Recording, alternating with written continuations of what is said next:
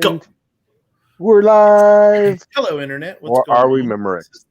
This is the closer. Hello. I mean, you got to catch it while you can. Catch it while you can because you can't watch last week's apparently because of YouTube. YouTube just destroyed my chat from last week. So I just found out. I didn't even realize it. Yeah, Netflix. Darn Netflix. Yep, that's what happens, I guess. These guys get mad at me. But hey, what are you gonna do? So we got no moo as far as I know. Wait. That might be him. Oh no, it's Pickle. What's going on, Mr. Pickle? What's happening? So I don't know. He may swing it, but we're gonna get going here because I want to try and get this show going, get through some stuff, and try and get some sleep tonight. It's early. Got an early day tomorrow, like usual. Got to get up at like 5:30s in the mornings. Is I know how that is. so. I know. Steven Sheets, what's going on, buddy? Pickle, I got a little bet. There you go. So,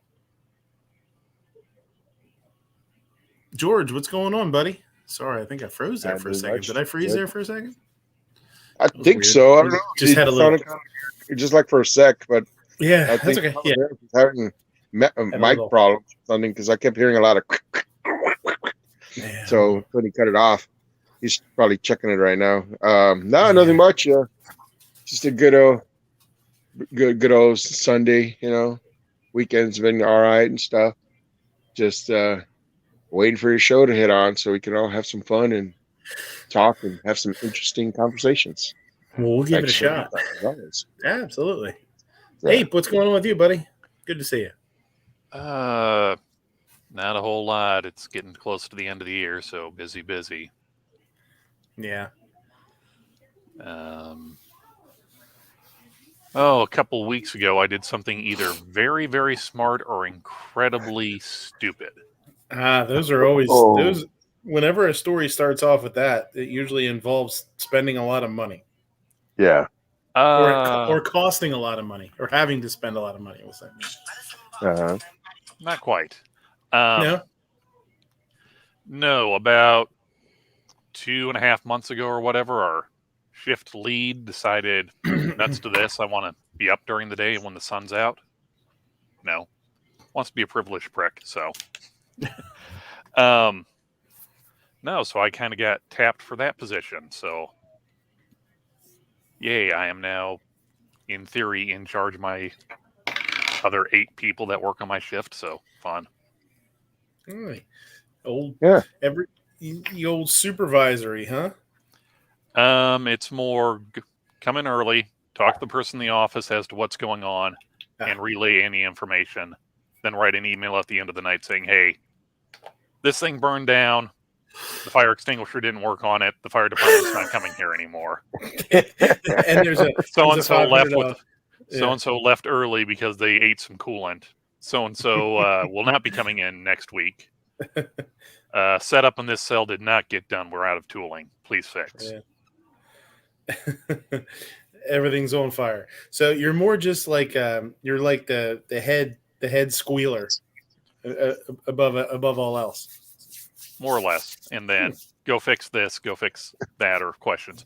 Pretty much shit I was already doing for the last couple of years. They just decided to throw a couple extra shiny pennies at my way for doing it. Nothing wrong with that. Hey, man. Everybody, snitches don't always get stitches. Sometimes it works out. This isn't snitches. It's usually, oh, hey, Ape, what's an alarm 337 indexer overload mean? It means you crashed the damn machine.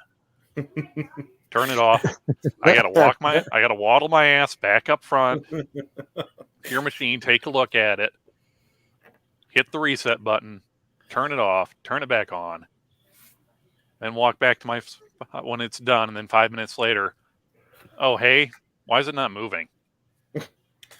You left the feed. You left the program pause on. We we have a slicer that my boss had in storage, and we were going to use it, right? So we got to about a week before we were going to open for our friends and family night. And I was like, dude, you got to get that slicer in here. You got to, I want to make sure, get it in here, get it cleaned up. If we have to sharpen the blade or whatnot. He's like, yeah. He had been telling me he was going to bring it in for like 2 weeks.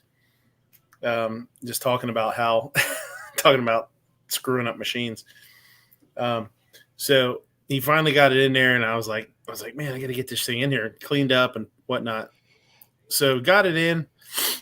We took it downstairs and, gave it some TLC, cleaned it up real good.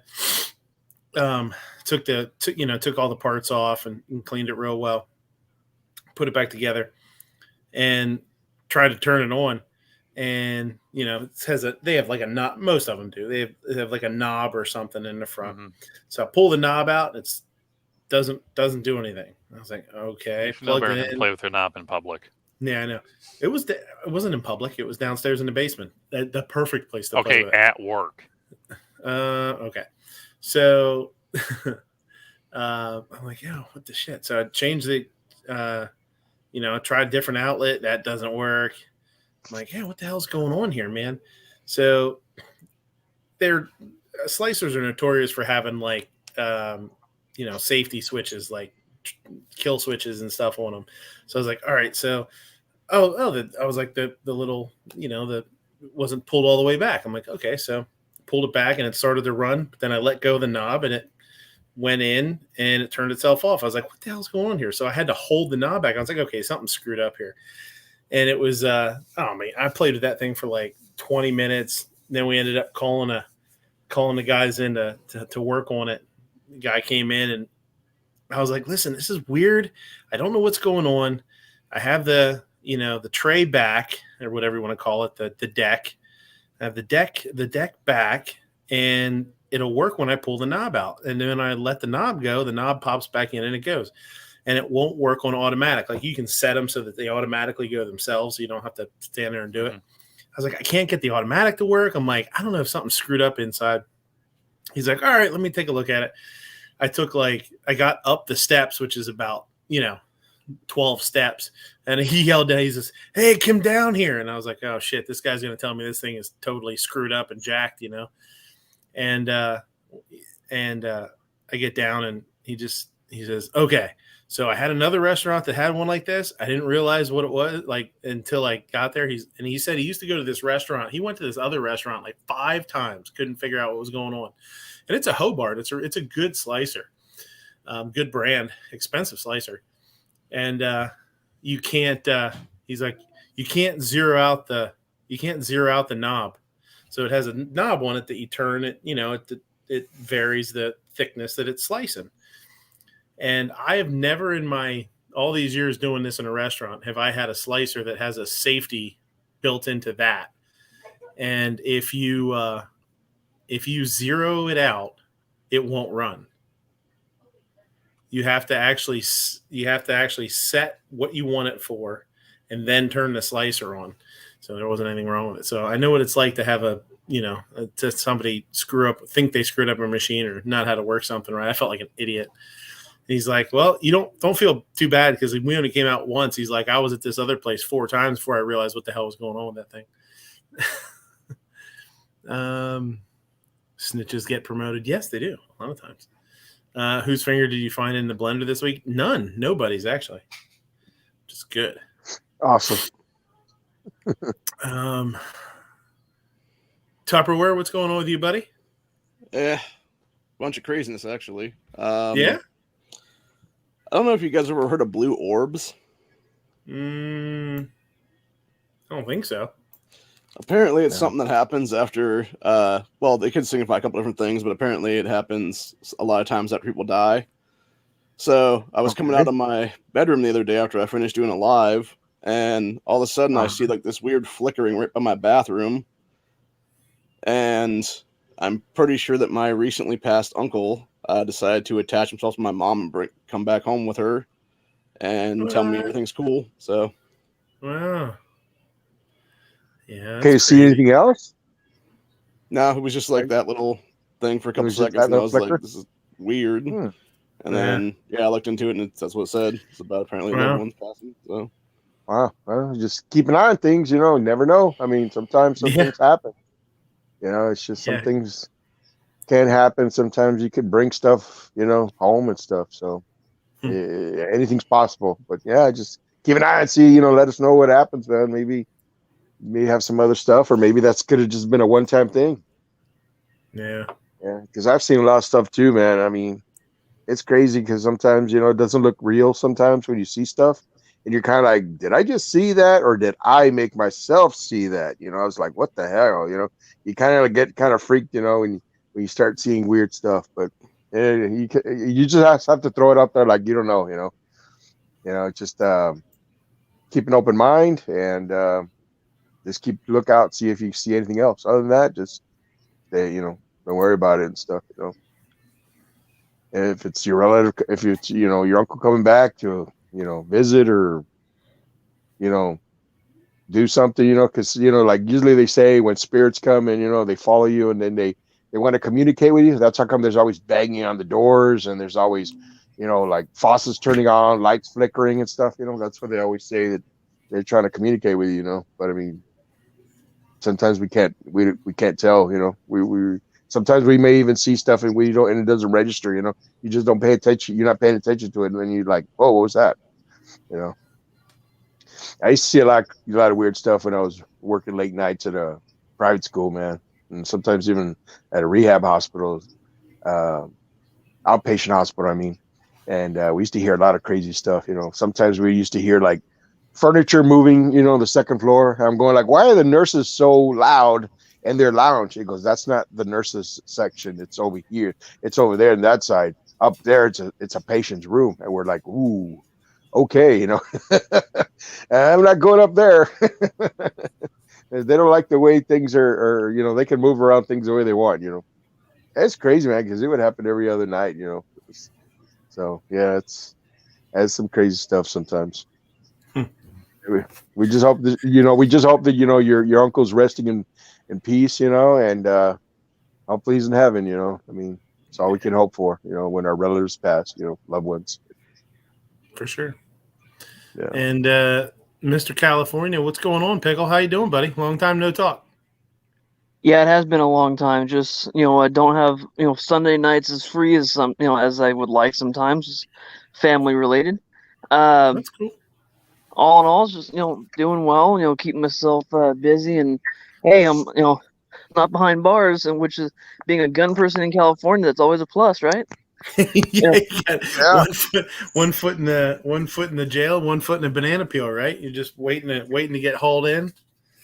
Well, that's where, especially with after the some of the Ninth Circuit rulings here recently with the Freedom Week mags and all that kind of good stuff. I mean, it's been and of course a couple of these shootings, whatnot, that's happened in the last couple of weeks. They've been trying to get even more BS passed. Yeah.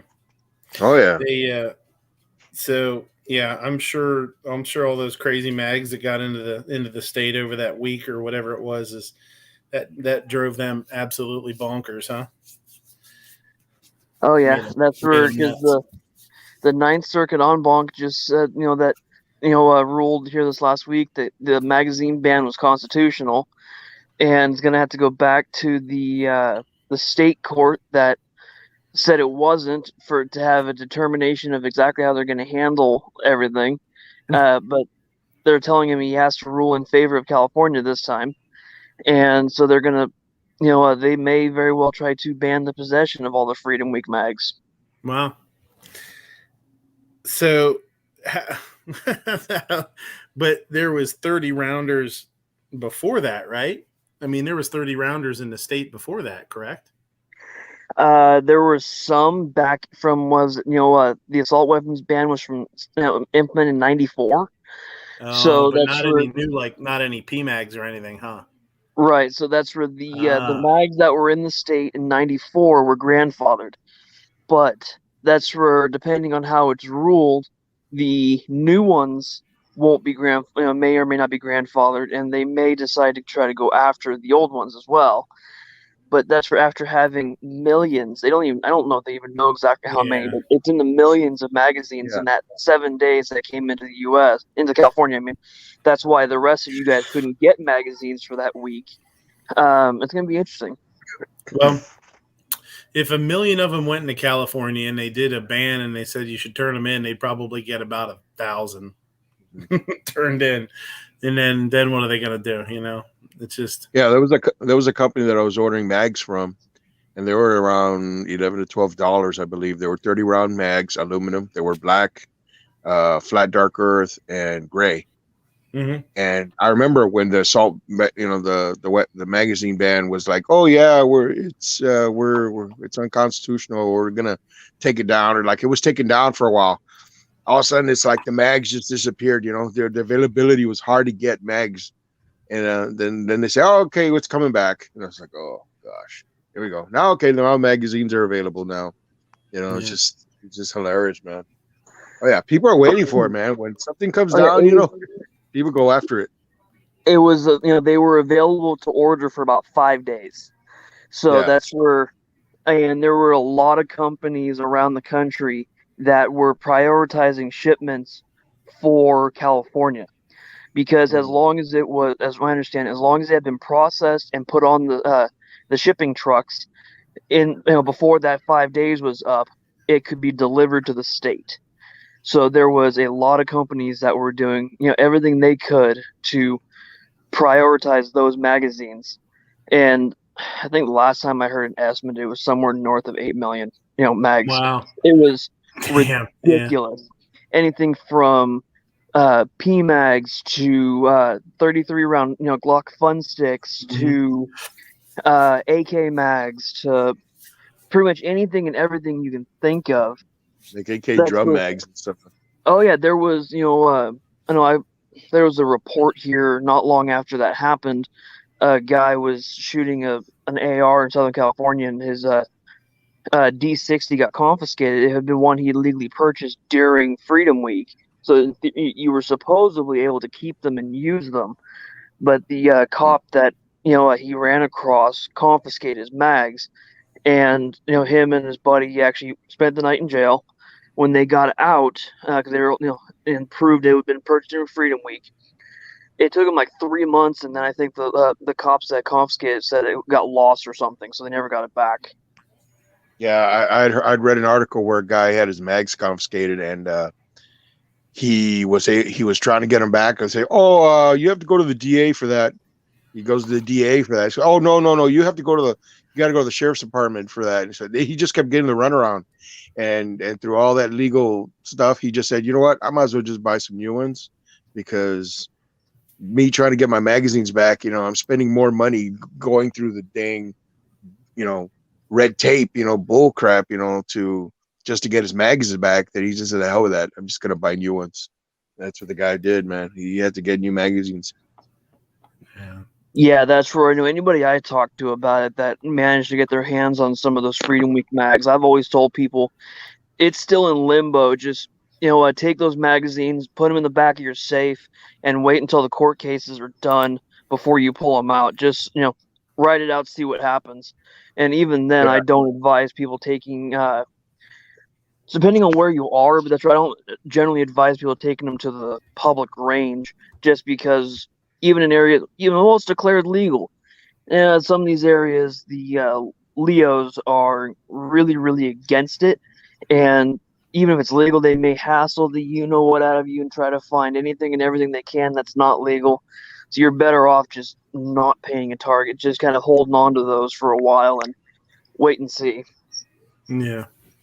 What's the limit? What's the limit rounds you can have in your magazine? 10, right? Yeah, it's 10 right now. Yeah. It's 10. I was going to say, Okay, I thought maybe it might even been 5. Right, no, 20. It's 10 in California. From what I understand, New Jersey was trying to make it 7. I don't know if that ever went through or not. Mm-hmm. I think that was New York that was trying to do that too. Yeah. Wasn't New York trying to do like 6 or 7? New Jersey, I think, was trying to do 10. Yeah.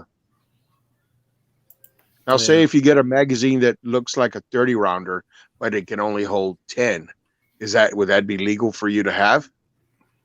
Yeah, they just have to be pinned or something. Because I've heard those that sometimes you can get magazines that they're 30-round magazines, but they only can hold 10 rounds. That you once you put 10 rounds, that's it. There's a little thing that'll keep it from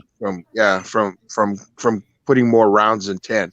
So it just gives you the look that you have a 30-round magazine, but you can only shoot 10 rounds out of it. Yeah, I actually have a couple. That's for hex mags. They're 10 rounders. They use a 30-round body. And that's when the foot plate's the same, but that's where they have a large plastic spacer that goes in a shortened spring. So that way you put it inside and it can only hold 10. But that's where they can be converted over to a 30-rounder just because replace different spring and follower pretty much. Yeah. So that's where I haven't converted mine. Mine are still 10-rounders.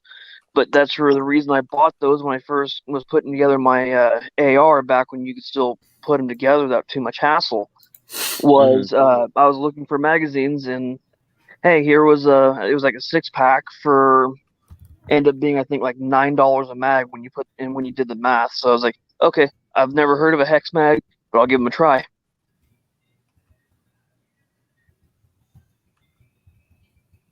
Yeah, because I was hearing people do that usually for like states that you can only have limited rounds, but you can have at least a body, but it has to be only limited to 10 rounds. If you're able to put more than that, then of course it'd be illegal.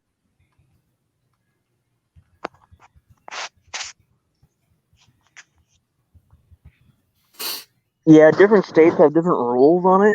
That's where I think it's New York and New Jersey. It has to be permanently modified so that it can't, it cannot ever be taken back to. And at least with the hex mags, they're like I said, they can be converted over to the standard, but that's where we can't get the parts to convert it shipped here. Understandably. Yeah. But that's where they're not quote unquote permanently modified. Yeah, you can hot glue your 30-round mags in semicircles with a plate on top of it. Yeah, there you go.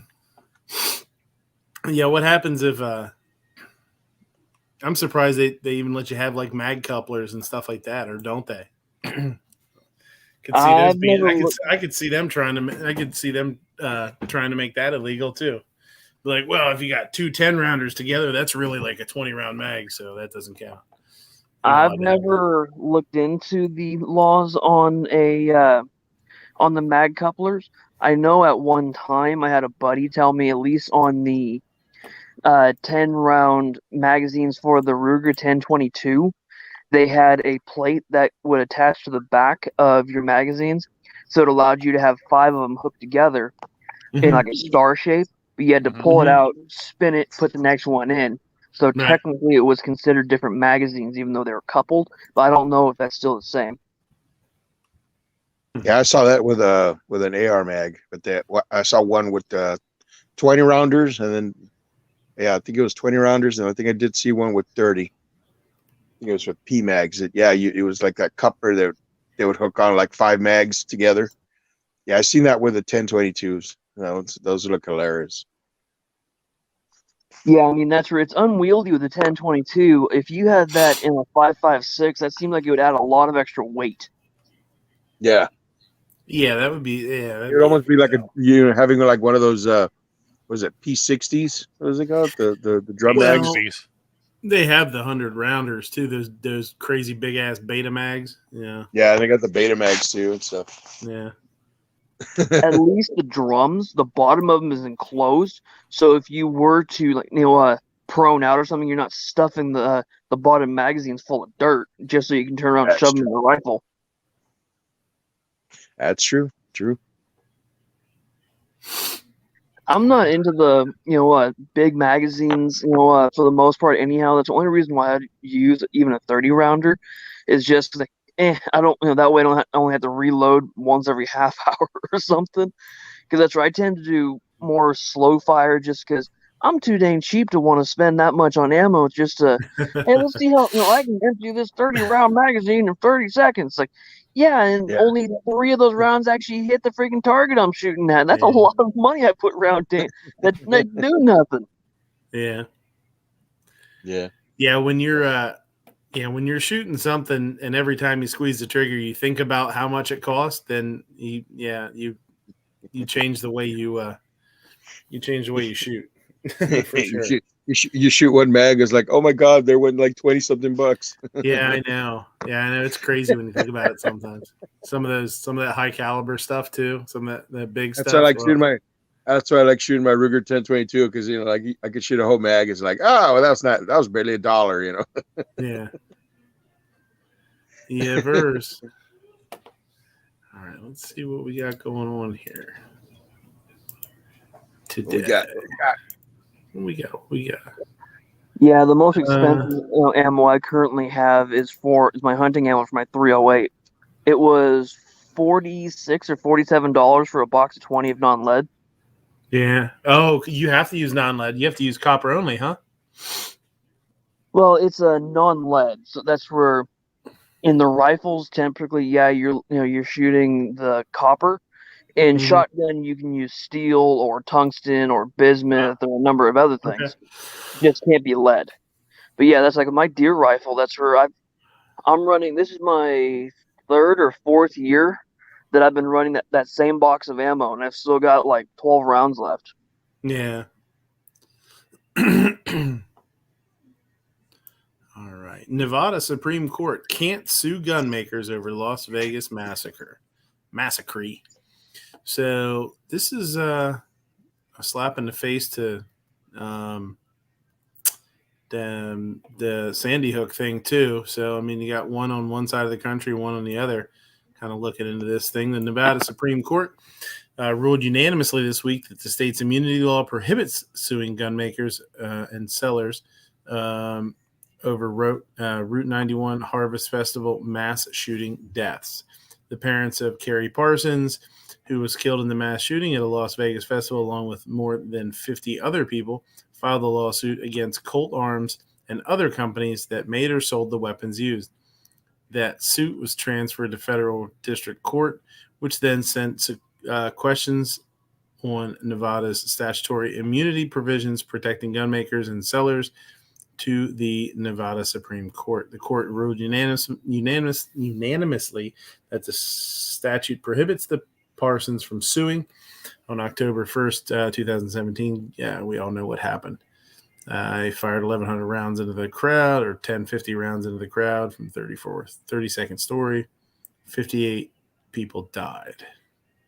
So, I mean, we look at that and we say, well, yeah, I mean, obviously, right?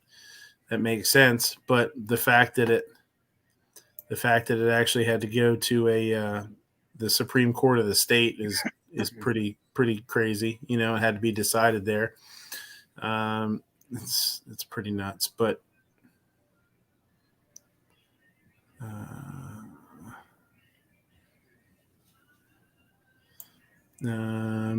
said we in no way underestimate the profound public policy issues presented or the horrific tragedy.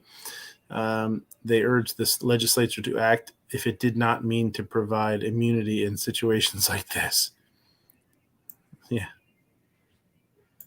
Well, that's pretty much giving them the go. Like, hey, go ahead, change the law. That's kind of scary. All right. Mm-hmm. I hadn't heard about this, but I saw this today. Kyle Rittenhouse said he is destroying the AR-15 used in Kenosha shootings. We don't want anything to do with that, Rittenhouse said on the Charlie Kirk Show podcast. Rittenhouse said he will destroy the AR-15 he used in the fatal shooting of 2 people last year at a racial injustice protest in Kenosha, Wisconsin. We'll call it that. In an appearance on the conservative podcast, Rittenhouse said Tuesday that the gun was being destroyed right now. We don't want anything to do with that, he said. He was acquitted. Rittenhouse was charged with reckless homicide. We all know how it all worked out. We've talked about it. So, so that's interesting. You know, I could understand.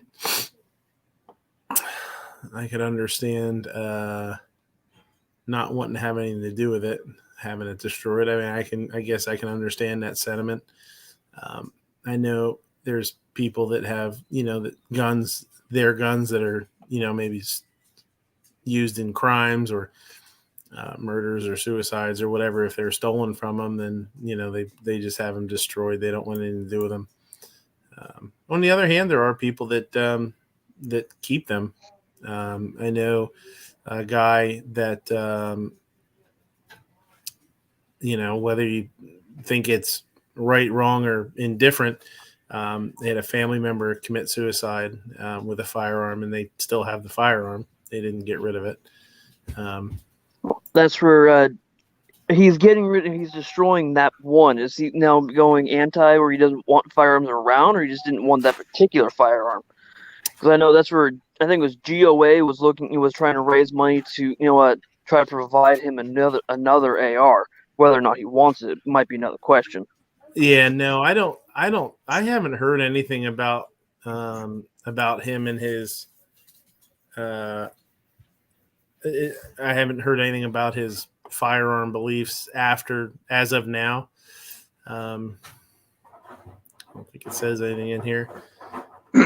Yeah, I know another company that's if he needs an AR and he wasn't able to keep his AR, they were going to provide him with one, but they try to keep it hush hush because they didn't want anybody to start like, oh, you're making him an AR, that's that's bad, and they start getting all crap online and stuff. So they kept it they're keeping it hush hush in case he needs one. Maybe they provide him one. Yeah, Ghost says it's nice to see he's not trying to auction it and make money off of it. Yeah. It's it is a little bit kind of funny though when you think about it. Like when you go into museums and stuff, you see firearms from the past. You see firearms that were used in and crimes. In crimes and stuff like that. Like whose pistol was it? It was Dillinger. Was it Dillinger had a pistol, or I think it was Dillinger had a pistol. He had a 1911 or something, some semi-auto that had a like a map or something in it, like a drawing, like a underneath the grips, like an escape plan or something. I forget where it was, or a map to get somewhere if he broke out of jail or something. They found afterwards.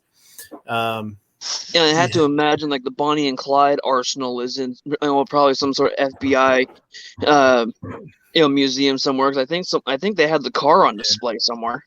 They did, I think they did at one point, I think. Ghost says GOA very publicly said they were giving him one. Yeah, that was very, they definitely let everybody know that they were doing that. Well, the statement that they made actually on that was it was either he can get a new gun or they would give him tuition money. Oh yeah, because it would be that they would sell the gun to the highest bidder then, and then it would be that money would be given to tuition. That's tuition, but I think that's kind of besides the point at this point, since ASU has tossed him out of the school and stuff like that. No, they didn't toss him out. He just decided, you know what, fuck this. I'm not dealing with this right now. Kind of a thing, as from what I heard.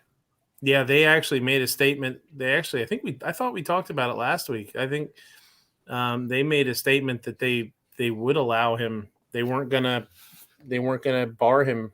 So I think if he's not doing it now, then I think it's under his own accord, which I could understand too. Like, you know what, after everything the kid's been through, to have to deal with that bullshit too, like, screw it. Just, just take a break, de-stress a little bit.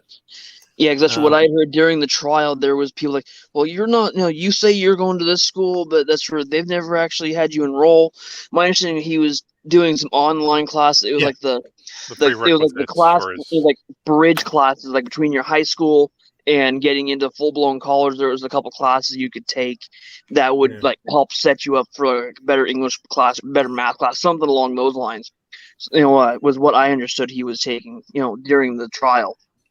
I don't know I what believe it classes he was taking, his- but it was online. I think it was his prerequisites to do the nursing program at the school. Thank you.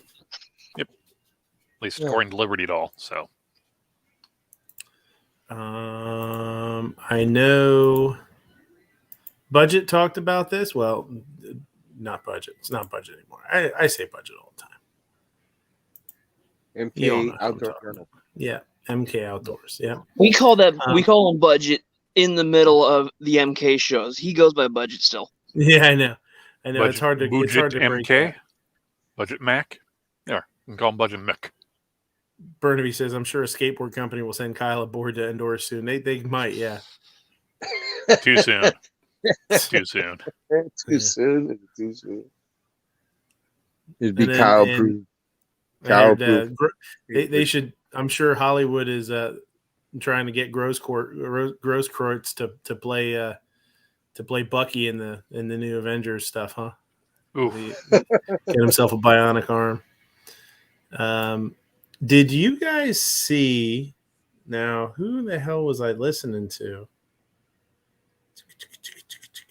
Oh, it was Mac, Military Arms Channel, was talking about the fact that I didn't even realize this until I saw it on Mac's video, that Rittenhouse had a malfunction and used his forward assist. Did you guys hear about that? Did you guys see that? No. I'd kind of heard and seen stuff around that. I didn't see Mac's whole thing on him capitalizing on it, but yeah. So in the trial, they talked about Grosskreutz said that he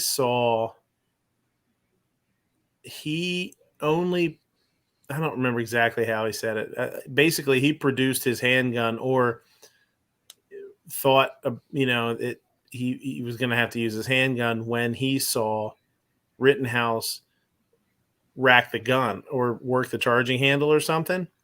And it wasn't that he worked the charging handle. He apparently, when he got knocked down after he got hit with the skateboard, somehow the gun came out of battery.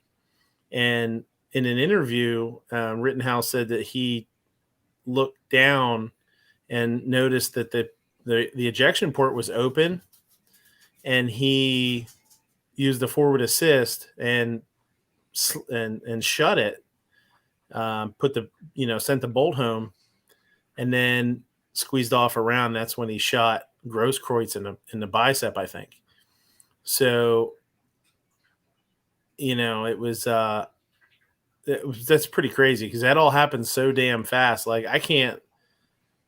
It's kind of pretty unbelievable that he had the presence of mind to do that, to realize what was going on. And Mac actually made the point that he probably squeezed off those 2 rounds, or and went to. Well, he shot Huber in the chest once, so he probably intended to squeeze the trigger again, or did squeeze the trigger again, and had the gun didn't fire. So he probably looked down to see if to visually inspect it and saw that it was the port was open. It's pretty crazy to think about everything that was going on for him to have the presence of mind to actually realize he had a malfunction and correct it. That's crazy.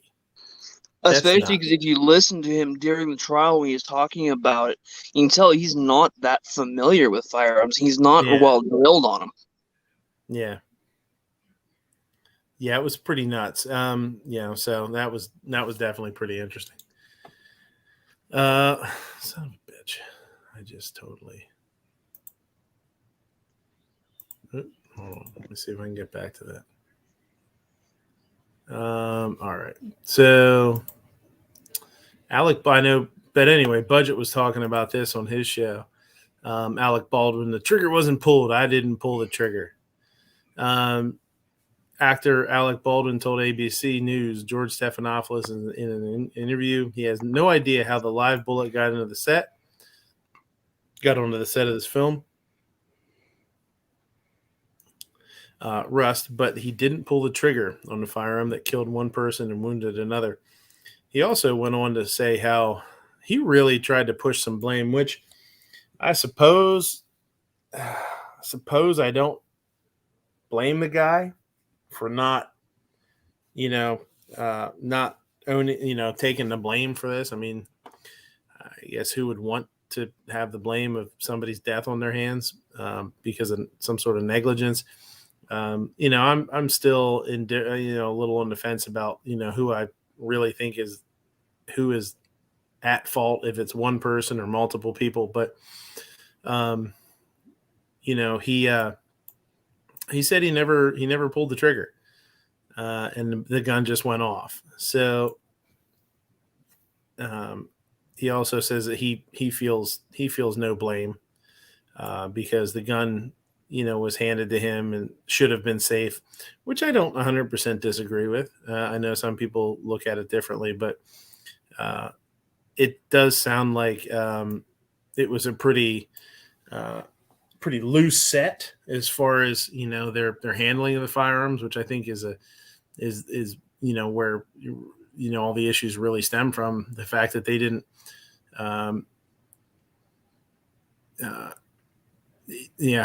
Ghost is going to make a bunch of crazy accusations for sure, trying to set up his civil defenses, for sure. He's going to say anything and everything he can to take blame off of himself, which I guess, like I say, I guess I don't blame the guy. But he or they were definitely negligent in providing a safe environment, for sure. Now, who's that going to come down to? Is it going to come down to him? Or is it going to come down to the girl that was the armorer? Or is it going to come down to the director or something like that? So we'll see. You're the last person holding a weapon. You're responsible for that gun. Somebody made a comment, and I think it was, I don't know if somebody made a comment on Mike's show, on MK Outdoors show, or if they were reading it from somewhere, but they said, if you would have had to, if it was a scene where you had to put that gun to your own head and pull the trigger, would you have done it without inspecting it?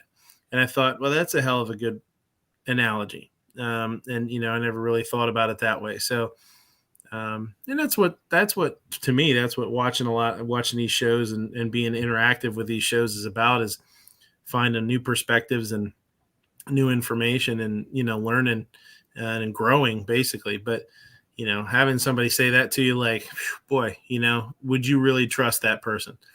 And I'm not saying that Alec Baldwin, because he's probably not a gun guy, would be able to inspect that himself, but he definitely could and should have, I suppose, when he was handed that gun, go over it with the armorer and be like, hey, let's, can we go over this and make sure it's safe? And had they done that, they would have super easily found out that there was a live round in there, or at least a round that wasn't supposed to be in there, whether it was a dud or not a dud, but either it was a blank or a dummy round or something. They would have found that out, by looking at it. Let me see what else it says in here. I think back and I think of what I could have done, Baldwin said. She was someone who was loved by everyone who worked with her and liked by everyone who worked with her and admired. I mean, even though I find it hard to believe that she's gone, it doesn't seem real to me.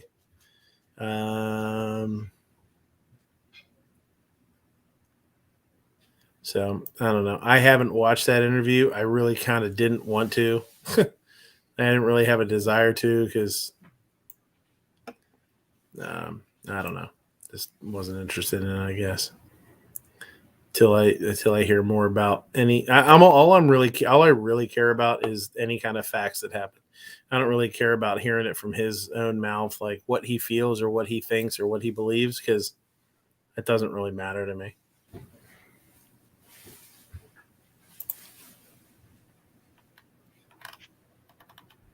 Yeah, I thought it was interesting when I was, hearing about that, where at least in like, some states, I think California is one of them. That's where they've got a new rule, no live ammo on set. So you want to practice with the guns, they have to leave the set, go somewhere else, practice, and then there's a check process as it comes back. But in New Mexico, there isn't one of those laws, and they actually, some of the extras or actors or whoever were actually using the set, the movie guns, and actually doing, like practicing, live fire, like cowboy action or whatever, just off, outside of the little town they had constructed for the set, and then it's time for a scene. We'd, then come back and do the scene. That to me seems like an easy way for a mistake to happen at that point. Yeah, it's a real shame, and it's a black eye for gun safety. I mean, anytime something happens with a gun because of negligence, the gun ownership takes a hit, and that really sucks. So that's that's a real bummer in the scheme of gun ownership. I just don't know. I don't know what the answer is. Like I said, we've talked about this before. As far as you have do you only use guns that are that are not able to shoot live rounds or something? It's tough. I sure as heck don't want guns taken out of movies, which I don't think they will. They make too much money off of guns in movies. But, I think something will eventually change, policies.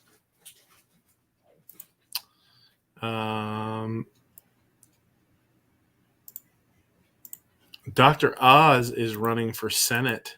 I don't know if you guys saw this. And what state? It doesn't say here, but I swear it was Pennsylvania. I'm pretty sure it is Pennsylvania. Okay, so this one says Senate GOP candidate Oz, no wizard when it comes to guns. Oz will be Toomey on steroids. Yes, Toomey is from Pennsylvania. So when it comes to gun, he'll be able to look at the outgoing senator and say, hold my beer.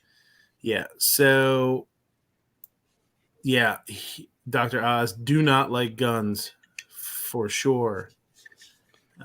He's backed by Moms Demand Action and all that. All those jazz heads. And he's running as Republican? I don't know, to tell you the truth. Okay, I thought at the top it said GOP, so. Yes, yeah, GOP candidate. Yeah, he's running as a Republican. I Proof know he that, said party. Go ahead. Say proof that party doesn't necessarily mean that someone's pro a certain or anti a certain subject. Yeah. I know he wants the CDC to be in charge of gun stuff. He wants the. Yeah, here we go. Right now, the CDC. This is from him. CDC Gov is not funded to study gun violence in this country. It's time we treat shooting as a public health problem. Contact your congressperson today to demand they fund the CDC to comprehensively study gun violence. Didn't that happen under O'Berry? Obama. They kind of swept it under the rug. Yeah, I think they did too, because they said that was with the assault weapons ban. They did that whole big thing with the assault weapon ban, I believe it was, and they said that there was no meaningful rise in crime. Yeah, after the ban. There's as I understand, there's a university here in California that is supposed to be getting a whole bunch of data so they can do gun violence research as well.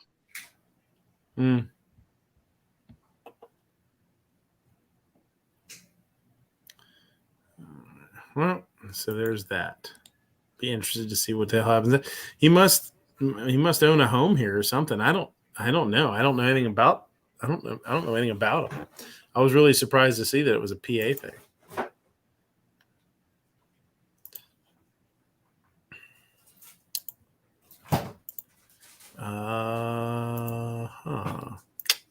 This is a bummer here too. South Carolina gun shop owner charged after prank leaves friend dead.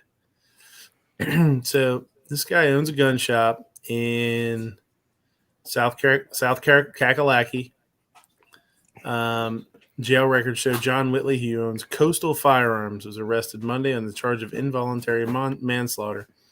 Berkeley County deputies responded to his business on November 2nd and found Stephen Mergen with a gunshot wound to the face. Mergen did not survive the shooting. So this guy, this Mergen guy was a part-time employee and a friend of the owner, and he mistook a pellet gun or a BB gun, mistook a Glock 17 for a BB gun, picked it up and pointed it. Hold on.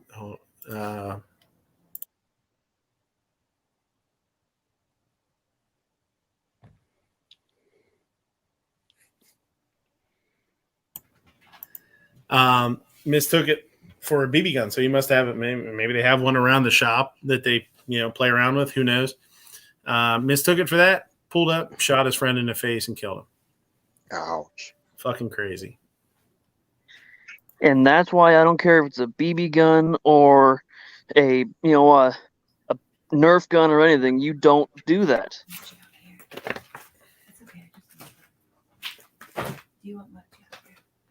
Yeah, wherever. Yeah, it really is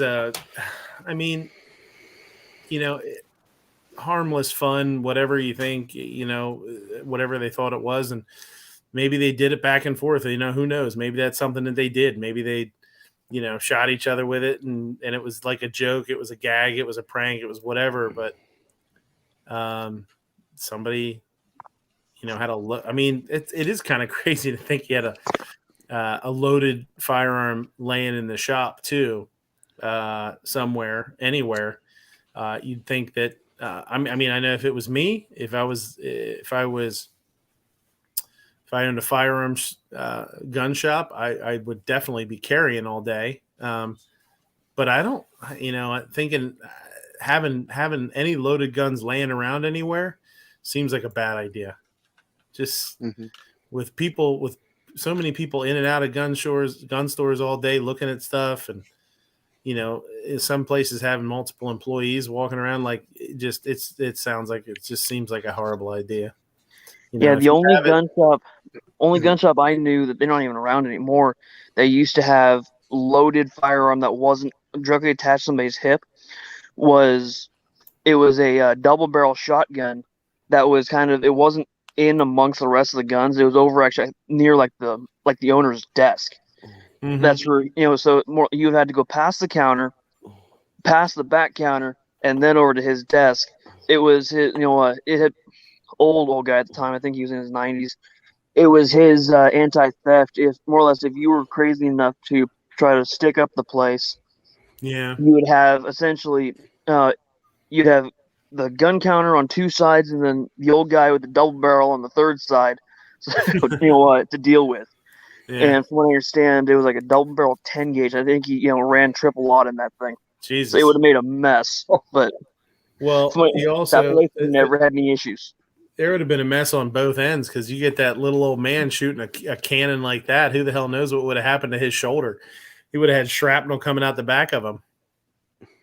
Except, it wasn't, he was, like I said, he was old, but he wasn't no little guy. He was probably, I remember seeing the old man. He was probably, 6'4", 260.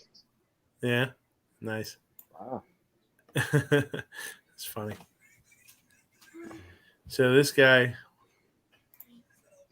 Good night.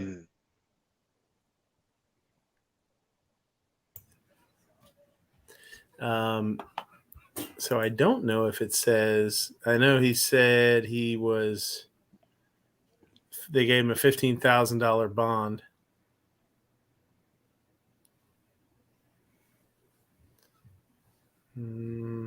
Yeah. So this guy's, I can't see this guy not going to jail and not getting these charges to stick. As involuntary manslaughter. I mean, it doesn't. I don't know. It's pretty cut and dry. So this dude's life's over forever, and he killed his friend too. On top of it, crazy. And a comment that Ghost made about Baldwin, same kind of thing. That's for, it's going to be on, it's something they both have to live with the rest of their lives. Even if they weren't convicted of a crime, it's on their conscience for life. Mm-hmm.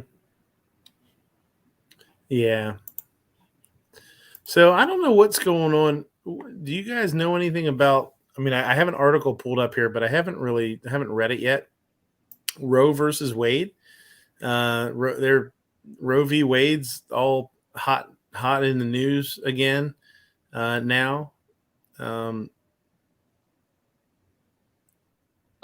I heard, I think it was connected to I think it was a Texas abortion case that's going to be going before the Supreme Court, and depending on how they rule, is it Mississippi?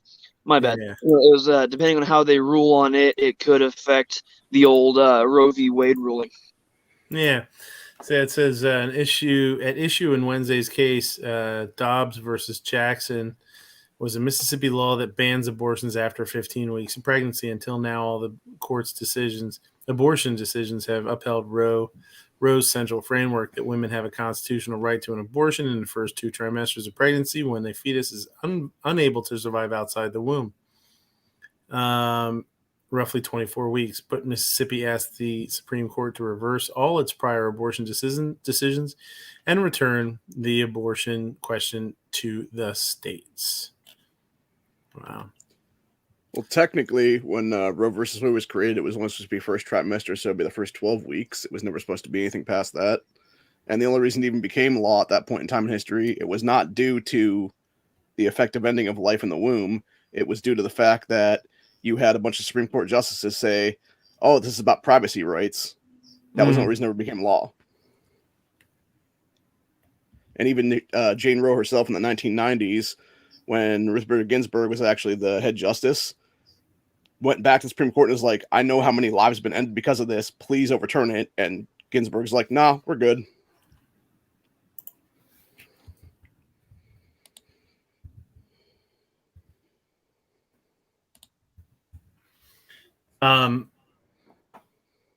So they're saying the court's 3 newest justices, Gorsuch, Kavanaugh, and Coney Barrett, appeared to signal that they are ready to side with Mississippi, but it wasn't immediately clear if all of them would strike down Roe as the state of Mississippi has asked.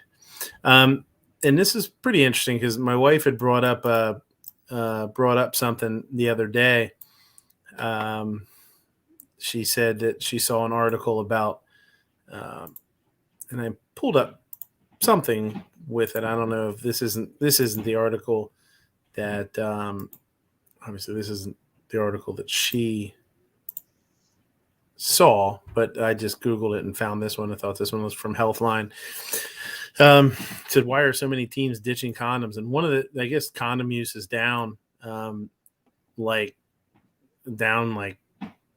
over the past few years, like 12% or 16% or something. I forget what it was.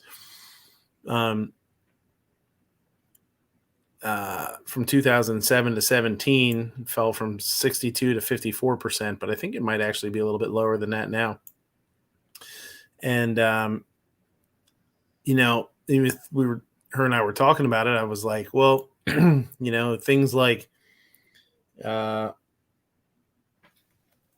California or San Francisco saying that, knowingly infecting or exposing someone to like HIV is no longer a felony; it's a misdemeanor. And there's a comment in this article about somebody made some girl made a comment when they interviewed or talked to her about it. She said it's knowing that basically she said that knowing that she could get an abortion if she needed to, made her, not really push for, condom use. I think the medical advances, being able to take care of STDs. No, they're not STDs anymore. They're STIs. But STIs, being able to take care of them a little easier than in the past, or more effectively in the past, make people not worry about it so much. So it's kind of crazy when you think about it. They also talked about porn, and how, prevalent, or how rarely you see, any kind of any condoms used in porn. The main way teens are getting educated is through non-condom porn, Stockwell said, explaining that as mammals, humans learn from imitation. So that just kind of goes together a little bit. I thought it was an interesting kind of tie together. Roe v. Wade's is in the news, and my wife brought this up, and I was like, well, it kind of makes a little bit of sense, actually. When you don't see the downsides, like you did at one point, then they were talking about the stocks, the stock prices of, Trojan and some of the other companies actually going down. They're not selling as much stuff. Their sales are way down. I think it's a lot of that too has to do with COVID too. People were, staying at home, not going out and stuff like that. So that kind of stuff was not as prevalent. People weren't going out and hooking up. And Ghost out there actually put 45 AC, said, just saw that 45 ACP is in the hospital with COVID. He's not looking good. So there, he put a link to his channel. He said check his community post. His wife posted something. A lot of 45 ACP from the chats. So if you want to, if you can throw some well wishes over there, or hopefully the dude does. Hopefully the guy pulls through, man. Yeah, the post was he's in the hospital on high flow oxygen, and if his numbers drop much more, he's going to be intubated. That was, and it's not looking good from what his wife had posted. Wow. Yeah, I man, I'll tell you, I know, I don't want to get into a COVID discussion, whether it's horrible or bad, or, you should be worried or scared. Whether you should take preventative measures or sure you shouldn't. I don't really want to get involved with all that, but I do know that, man, when I got it, I got sick as shit. I got sick as hell, man. And, I could definitely see, older people, if they caught it, you got to get it taken care of quick, man. Like, I know even after having it, the last couple of times I've gotten sick, I definitely didn't wait to go to the doctor. I gave my doctor a call, got on some stuff and started taking care of it because, you don't want to get worse. Not wait. Because I waited, you know what I mean? I didn't wait on purpose. It was back when tests were taking forever. Now you can get a test in a day. You can get instant tests now. My doctor didn't want to start me on anything without knowing exactly what I had, and the test took forever to come back. And by the time the test came back, I was super, super sick. So things are definitely a little bit better now. But if you get sick, but. I know a lot of people think it's bullshit and they just think like, it's just the flu. It's just, a cold or whatever. But I mean, my advice to anybody, whether you think it's bullshit or not, is get a test, at least see what you're dealing with. Cause, we're not all in the best shape and we're all getting older. And, if you can catch something early, I mean, I literally, day and a half after I started going, after she put me on, my doctor put me on on the meds that she put me on a couple different things. I started feeling better. And the only thing I would say is it does not, don't let your pride or your beliefs or whatever, as far as whether you think it's bullshit or not, stop you from going to get a test and at least finding out if you have it or not. Because it's definitely something that you want to start taking care of if you can. Because I don't know, man. I went downhill really quick, and I went pretty far downhill. So Ghost is saying, didn't mean to start a convo, just wanted to make people aware of Matt. Yeah, for sure. No, I understand. Send Gary, send Papa Gary some got good vibes, and hopefully. Go ahead. I'm sorry, Gary got COVID. He had got some barbecue run foul territory on Friday. Yeah, I saw that, and I actually wanted. Yeah, I saw Gary was up earlier, and then I totally forgot. I wanted to ask how he was feeling. He says, "I'm going through that myself now. It's no picnic. Do what they say. Take care of yourself."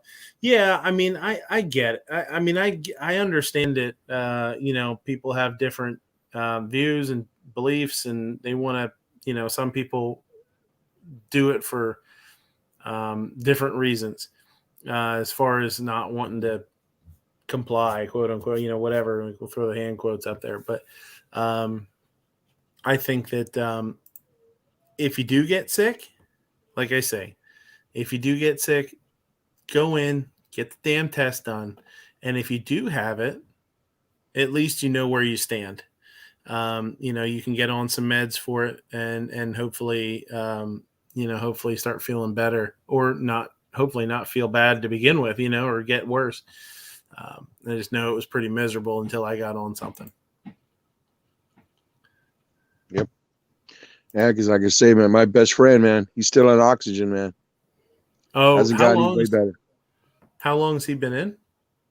Well, he finally got out of the hospital 3 weeks ago, at least about 3 weeks ago. He's finally out of the hospital. Well, he was in a nursing home, but he was in the hospital since April when he got sick, because he worked with the city for the police department and security for the city, and he was working at the airport. And he said that he probably caught it because sometimes they have these immigrants that they go these flights where they have to get him. He has to get checked. So he said one day, he said that his blood pressure just shot up the roof, and he was like, "What the heck? What's going on?" So he was kind of like so that day, but the next day he couldn't breathe. Yeah. He couldn't breathe at all, and his wife had to take him to the hospital, and they put him up on oxygen, and they had him separated, in a isolation room and stuff, and they checked him on COVID, and he had COVID. And from April to like about, I want to say the end of summer, he was in the hospital. Then he went into a nursing home because he no longer had COVID, but the COVID messed up his lungs. And he said that as long as he can breathe a certain amount of oxygen without the assistance of being on oxygen, he would be fine. But so far he hasn't. He also uses a CPAP machine. So I asked him, "Do you use a CPAP when you sleep?" He goes, "Nope. With that oxygen that I have on, because it's at a certain pressure, I don't need it. I just sleep with that dang thing." Yeah. So, and the thing is that he's running on tanks, and little machines that they only last so long. So he's been trying to get a generator because sometimes his power goes off, and he's looking into that and stuff, so that way he can have backups to his oxygen stuff, because he told me he'd gone to doctor's appointments and stuff, and he's running out of oxygen because they're taking so long and stuff, and then he just passes out because his oxygen ran out, and they're trying to get him a new tank and stuff on time and stuff, and they finally hook him up, and he gets out, he wakes up and stuff. But yeah, that thing really messes you up, I understand it affects people differently. That's why people have their opinion. Well, I got sick and I got it was fine, nothing happened, and then somebody else gets it and they pass away because it was too much for them. But it's scary, man. It's a total drag. I could definitely see how somebody that doesn't have someone to take care of them if they get sick, Yeah. that it can get away from them, because it kind of got away from me. You know, I got to the point where I was super lethargic and was having trouble breathing and like almost passed out. And that's when I called my doctor, and I was, you know, I was like, listen, if you don't put me on something, if we don't figure out something here, I said, I'm going to the hospital tomorrow. Like, cause I felt that bad. You know, my wife and I talked about it, and I said, let's see what happens in the morning. And they called something in for me and whatnot. But I was feeling like my body was starting to not work right. Like I Well, was, the thing is, it affects the lungs, so you yeah. have to force yourself to breathe. And I've Well, heard other people like on TV said that you need to do Yeah. breathing exercises and stuff. So as long Yeah. as you breathe, it kind of gets out of your Well, lungs. You know, it needs to get out of you your know, lungs. my thing was, you know, one of my things, I was laying on the couch and I had my head back and I was telling myself to like sit up, and I just couldn't. It was the weirdest thing. Like, I know that sounds stupid, but I was telling myself to like, okay, sit up. And I just felt like I couldn't sit up. And I said something to my wife, and I was like, I feel like I'm trying to breathe. And she said, what do you mean? And I was like, you never think about breathing. You know, we're sitting here right now talking, and we're just talking and breathing. And not once has anybody probably said like, okay, take a breath.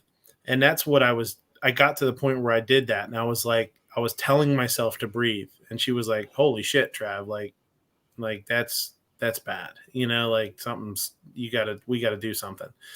And, you know, that was kind of the final straw. So, that was like, and it is really crazy though. Like a day after I started taking meds, man, like cause I went on a steroid, I went on antiviral or whatever. I forget what I was on, like a couple of different things. I was using a nebulizer and, albuterol, and, you know, like a day later I literally could feel myself like coming out of it. You know, it was pretty crazy. So, it's it's no joke. And, you know, I understand, I guess, you know, everybody has a right to handle their lives and their health, you know, whichever way they see fit. But don't let it get away from you. You know, if you get sick, don't just assume it's nothing, because like I say, we're all getting older, man. A lot of us are in our 40s, you know, or plus, and it can get away from you pretty quick. So I actually wanted to add a little something to this. A few years ago, I was to the point where I was just super lethargic, basically, and I was like, I don't understand why I'm so tired all the time. Went to my MD and they ran a blood test, and it turned out that my vitamin D levels were so low, they actually put me on vitamin D, medical grade. And I've been on that for several years now. And I was talking to him about it, and he was saying actually how it seems like a lot of people don't even realize that their vitamin levels are just super deficient. And all it is a simple blood test. And I think a lot of it has to do with that, honestly, because they even are doing studies now that said vitamin D is a good preventative for this whole thing to stop hospitalization and whatnot. So, Now, do you have to? Do they recommend you get a lot of sunlight, get natural light, and to get out and outdoors a lot, or is that something that helps you, or no, or because you're taking the supplement that's taking care of it? I mean, you really should do both anyway, because the thing is, even with getting a lot of natural vitamin D, it's not going to be enough for a lot of people's bodies. You're going to have that extra boost, is what it is. Yeah. I think it has something to do with the way it processes too, you know? So, all right. So enough bummer stuff. Let's. Well, that's where, if I may, real quick, that's where my go ahead, buddy. From what I remember, at least, high school health class, that's where the vitamin D level in your body also helps your body process some of the other vitamins and minerals from your diet. So that's where, it's kind of a key in other aspects. So that may have been part of it as well. Mm-hmm. But yeah, definitely, everyone take care of themselves the way they see fit, and hope everyone stays healthy. Yeah, for sure. And that's the thing. Like that, like I say, that's the main message here is don't don't underestimate it because,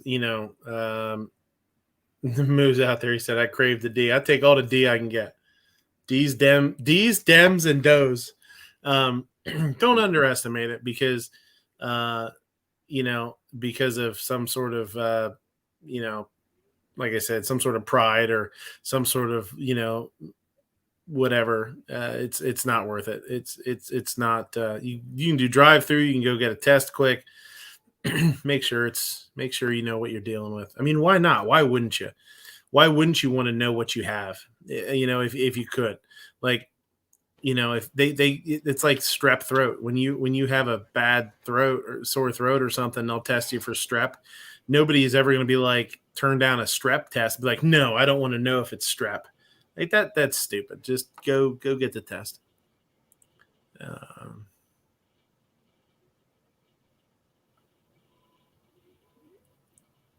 Gunpowder's out there talking all sorts of craziness. She's writing paragraphs out there.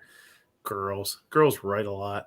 She said their mom and dad had them with all the symptoms. Their doctors just wrote them prescriptions for pneumonia. Yeah, I think the antiviral stuff, So, okay. So let's get into some nonsense. Let's see what kind of nonsense we can get into tonight.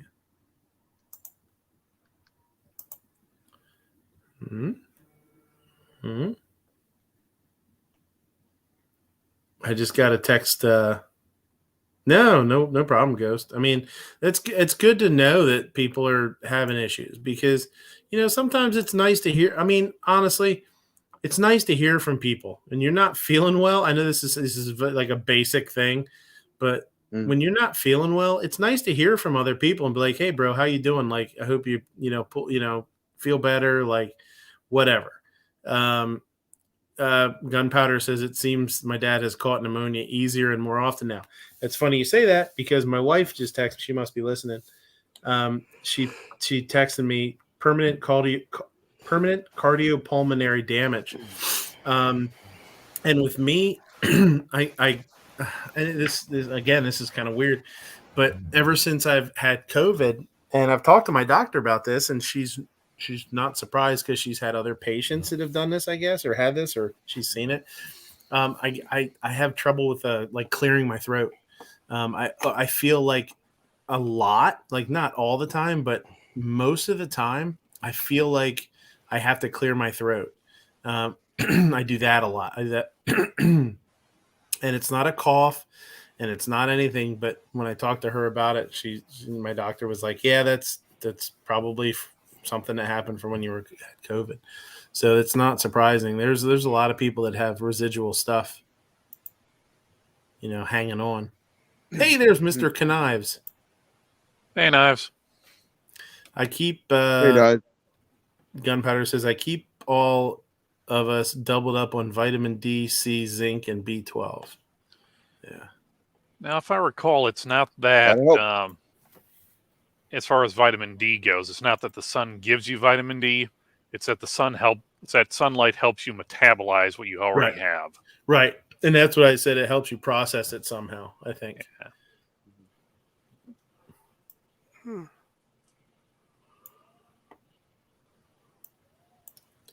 Vitamin C. So you got vitamin B, C, and D. No vitamin A. No vitamin A. My wife takes vitamin double D's. Those are nice. That's my favorite vitamin. Those are my favorite vitamins. She's the one that's taking that, so you're saying that the diet hasn't gone well for you.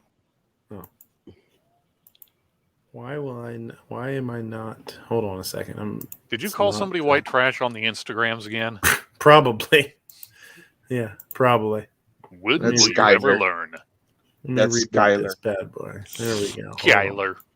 Yeah. Skylar, you son Your of a parents named you Skylar. Yeah.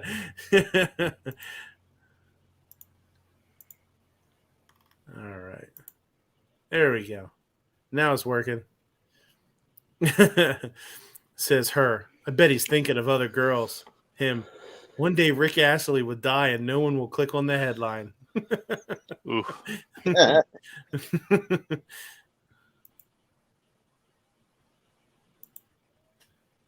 My grandfather, whose favorite hobby is reminding me how rude and entitled my generation is, just called the kid working in the counter at Baskin Robbins a limp dick jabroni because they ran out of rainbow sprinkles.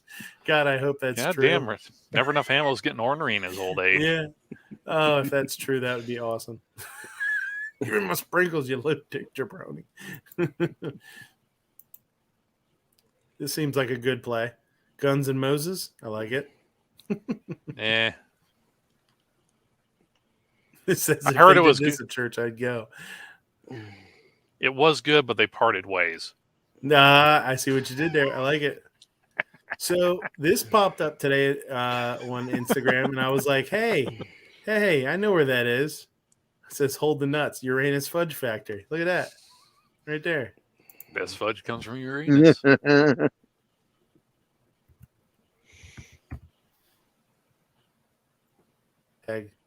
Tag the Snobberooski in there.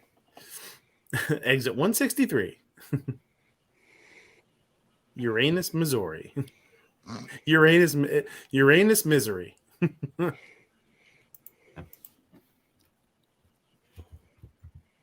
Uranus.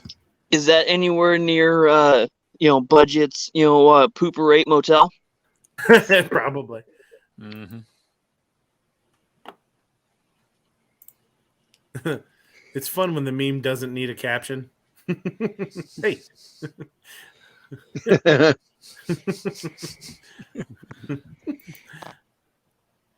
So this is from Sunshine Shooter. I don't know if anybody follows him, but it says friendly reminder that Christmas is racist. Not really sure. Just gonna put up a nativity scene in my front yard though. Can't be too sure. It says he got this in his mailbox apparently. It says I couldn't help but notice your Christmas lights display during these unprecedented times. We have all experienced challenges, which casual words just don't describe what we're feeling. The idea of twinkling, colorful lights are a reminder of divisions that can continue to run through our society. A reminder of systematic biases against our neighbors who don't celebrate Christmas or who can't afford to put up lights of their own. We must do the work of educating ourselves about the harmful impact and outward-facing displays like yours can have. I challenge you to respect the dignity of all people while striving to learn from differences, ideas, and opinions of our neighbors. We must come together collectively and challenge these institutional inequities. St. Anthony is a community welcoming of all people, and we must demand better for ourselves. What the hell? What? Okay. All right. Sorry that my Christmas lights are offensive to you. Jesus. Screw them. I like this one too. Her. He's probably thinking about other women. Me. This bitch really clenched her cheeks while I was eating her ass, and she said, "I got your nose."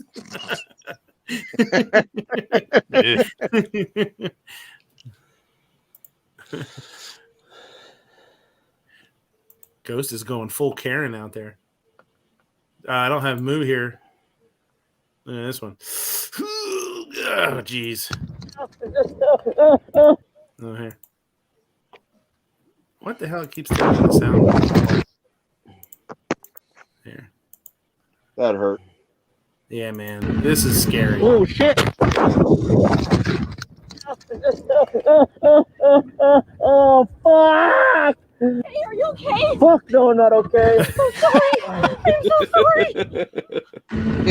sorry. Fuck no, I'm not okay. Okay. You That hit is me crazy. with a 4,000-pound vehicle. Do I look okay?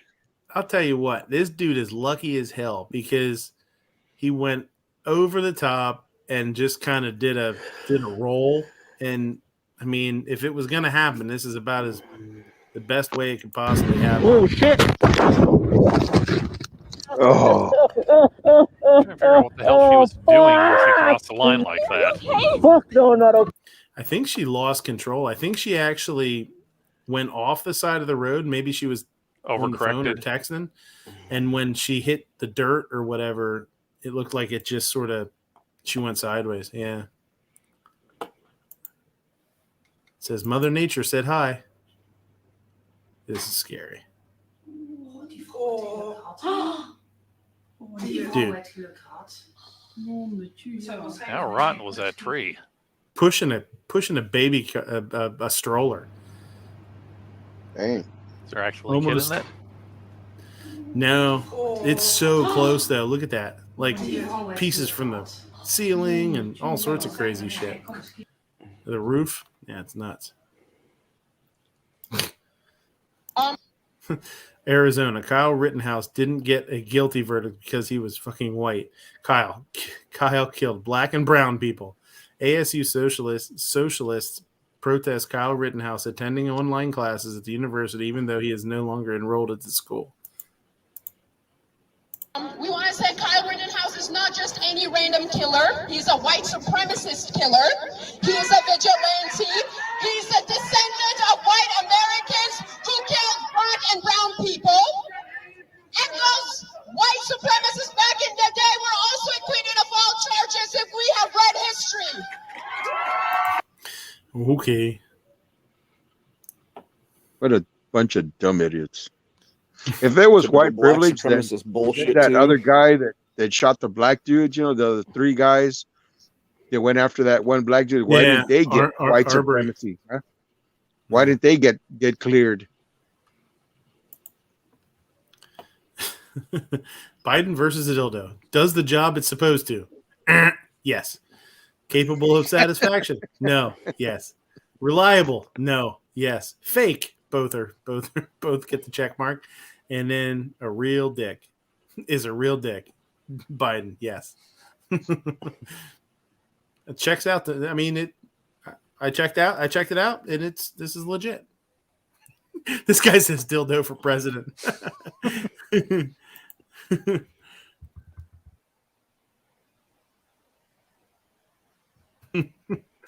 We'll do that. Dildo 2024.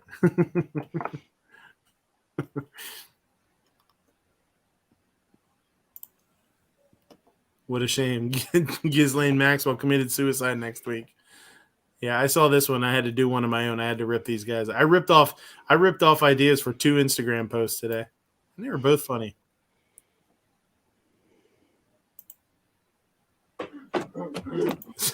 So, this was Ghost back in the day when he was young.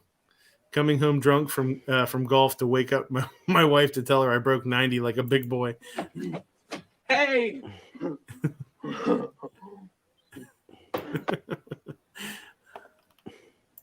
I don't know where this is headed, but some type of like toll lane.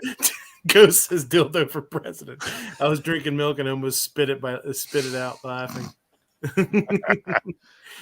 So I don't know where these guys are going to party, but I feel like it's the place to be.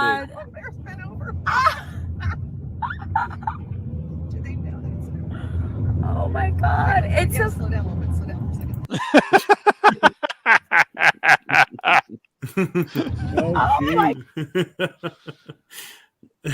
god. My god. Ghost said my wife said she deleted that video. It's on the interwebs, man.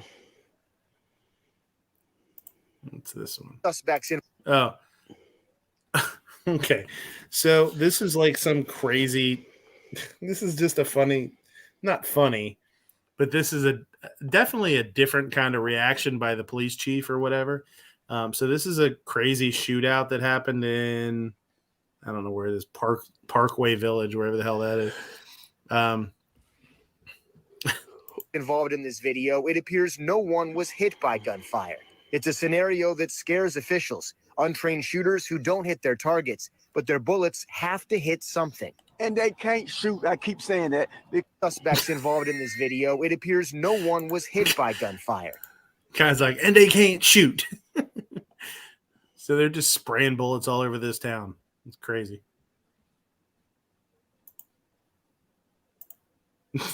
Dude, no way. This guy says ungovernable. Mm-hmm. Hey, when you gotta go, you gotta go. That's, I suppose. Maybe he's just practicing to be Elf on a Shelf. With his pants around his ankles. So this is the other Instagram post I ripped off today. Inspiration from Tony Simon. Simon Says Train, Tony Simon. He said, I'm telling my kids this is a picture of Rob Pincus and Maj Toure before he started working out. Oh. $60, $70 million plane. You mean you think it's cheaper to leave it there so they can have it than it is to fill it up with a half a tank of gas and fly it into Pakistan or fly it back to our country? You think, yes, sir, we think it's cheaper, sir. That's when I realized I was a fucking idiot. I can't believe he said that, but it's pretty funny. Mm-hmm. That's when I realized he was a fucking idiot. Dumbass.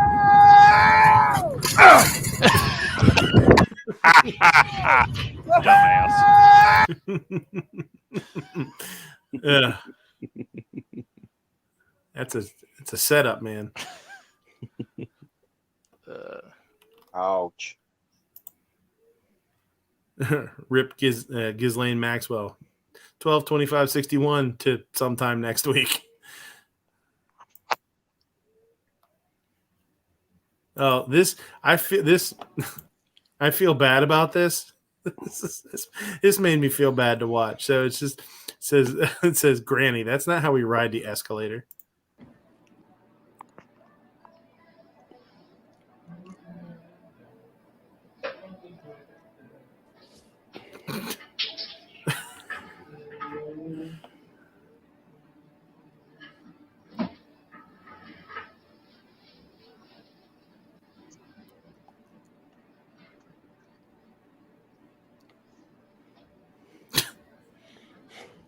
What a mess. Jesus. Just a crumpled mess of old people going up the escalator. Ooh. So they're doing a Texas Chainsaw sequel. It's a sequel to the original, I guess. They're redoing Texas Chainsaw 2, I guess. It'll be on Netflix February 18th. I will be watching that. I love Texas Chainsaw. This is some good shit.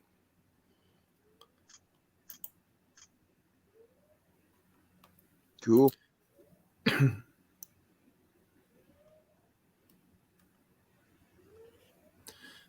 Great American Outdoor Show. Tickets are on sale February 5th to the 13th. Be there or be a loser. Not there. Yeah. So if you're within any decent driving distance of Central PA, of Harrisburg, at the Farm Show Complex, February 5th to the 13th is the outdoor show. I'm gonna definitely try and make it. We had a good time. That's actually where I met Tony, was at the outdoor show. They have isn't that where you met Costain Arms too? Yeah. Yep. That's where I met. That's where I met them. And did a couple of videos from there. It's a really good show. It's not massive as far as, the amount of guns, because they have all sorts of outdoor stuff. They have one venue, one arena is, fishing stuff, and then there's camping stuff. There's like ATVs and quads and utility vehicles and just you name it. It's everything outdoors. But there's a lot of the firearms companies are there, and they do a really good job. They do some nice displays, and there's some pretty cool stuff there. So check it out, man, for sure. I got to see if that's Saturday to Saturday, maybe, or something like that. I don't know. I have to look.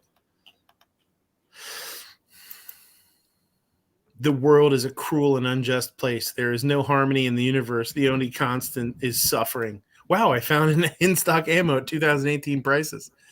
Wow.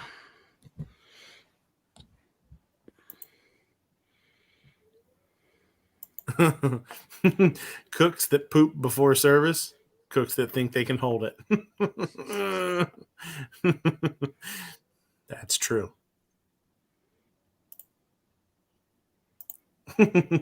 San Francisco police are looking for any information about this man caught not wearing a mask in the supermarket during a holdup. So, I Like I a don't know what's that. Looks like a P-38. I know that's what I Or was going to say. Like, Jimenez. it's okay. So I can't tell if there's something if there's something behind the gun that is making it look like it's got a barrel like that, and it's just a traditional handgun, semi-auto, or if that's actually the barrel. I don't know. It's weird. I mean, it could just be like an optical illusion. You know, there could be something laying on the floor in like the perfect spot. But that's what I thought too. I was like, dude, it looks like a P-38. It's freaking Megatron.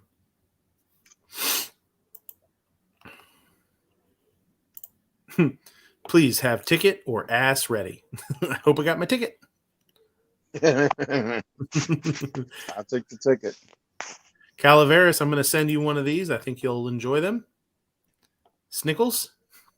You want a Snickles? Hey, I'm not a cannibal. Snickles really satisfies, it says.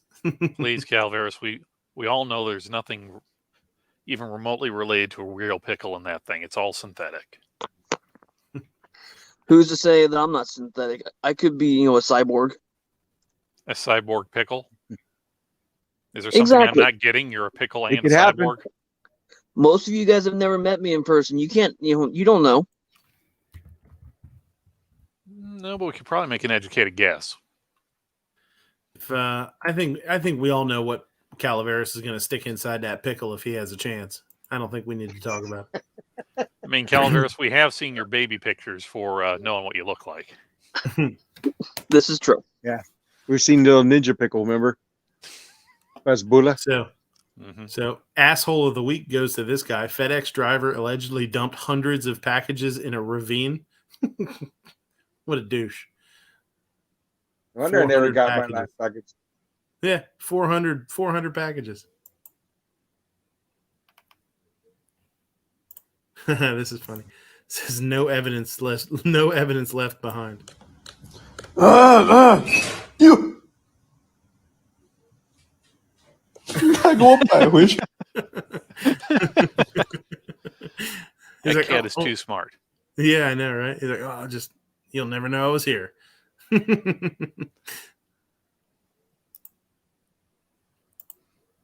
To the marketing executive daring enough to green light this, my hat's off to you. Green and salty, just like my nuts.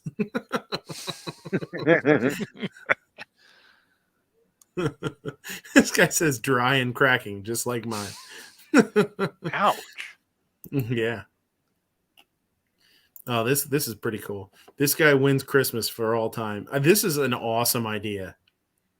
He's got a Grinch stealing his Christmas lights. All you have to do is put up one string of lights and a Grinch, and you're done. And it's like the best decoration ever. I love it.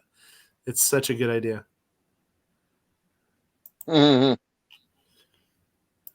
What's this? Oh, dude, this is crazy. So 1, 2, 3, 4, 5, 6, 7. That's 7 floors. 8 floors. Boom. Falls in the snow. Doesn't move for a second.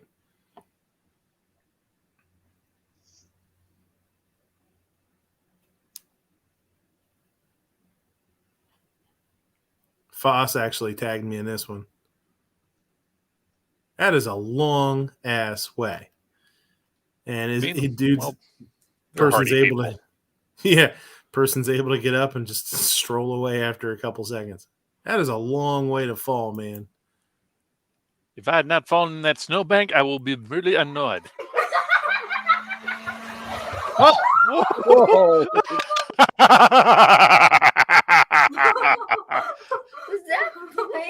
Again.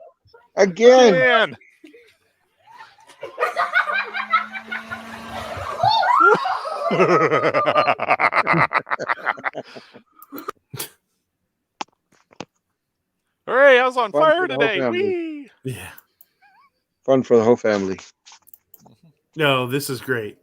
This is Get fucking going!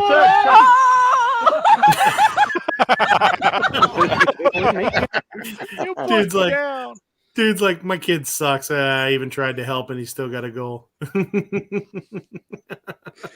love it. It's funny. All right, see you later. Cool. Jeez.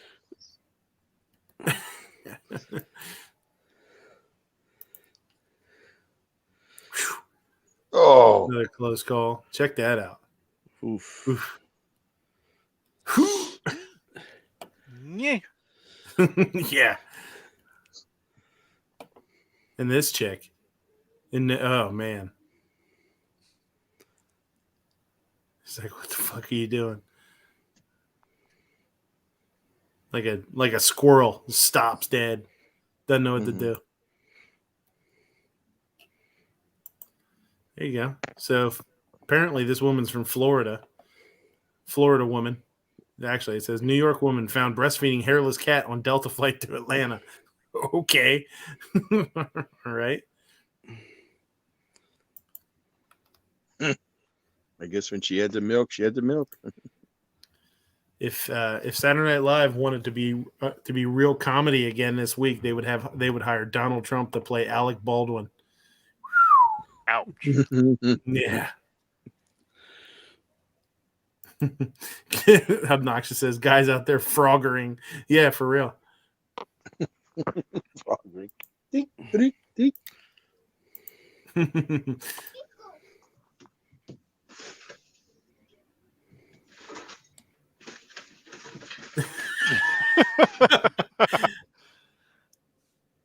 And this is why little Johnny can't have sugared gum before bed. Yeah. And the kid wonders why he got coal for Christmas. Beat the shit out of Santa. This is pretty Fast good. is on the board. Name a part of your body that makes sounds others can hear. Your mouth. Your mouth. Uncle Jesse, name a part of your body that makes sounds others can hear. Your mouth. Yeah, that's a good one. Bam! Got it nailed it. Fly that plane, boy. What a good answer. Go on, Jesse. That's a good answer there, Jesse. Oh, yeah. No, I got this. No. For like 2 minutes, he drug him. He just kept going along with it. He had no idea. And then eventually they showed him. He's like, oh, it's all. I don't know if everybody knows who Bon Scott is, the original lead singer of AC/DC. It says, to all terrorists, Bon is dead. There are no virgins left in heaven. True fact. Yeah. I like this. Oh my God, someone is proposing. Right. Sure.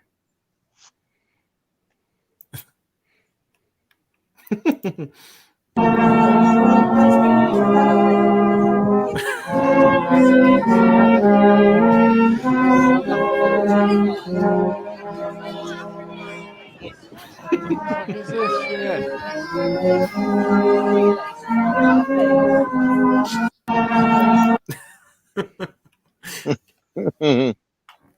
And copyright strike again.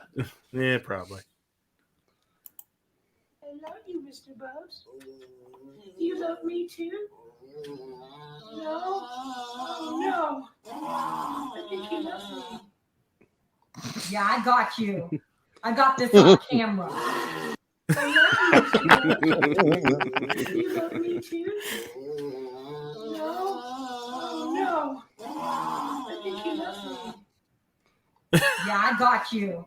I got this on camera. He turned into like a vampire at the end. Yeah. This is Christmas is always festive at Palmetto State Armory. We decorate, we celebrate Christmas together. This year's a little different. There's a new bonus structure for Christmas, and it's based on the opinion of an elf who watches how we behave. He's basically a snitch, so you're having to agree with everything everybody says, no matter how wrong they may be. You know, the AK is really just so much better than the AR. Okay.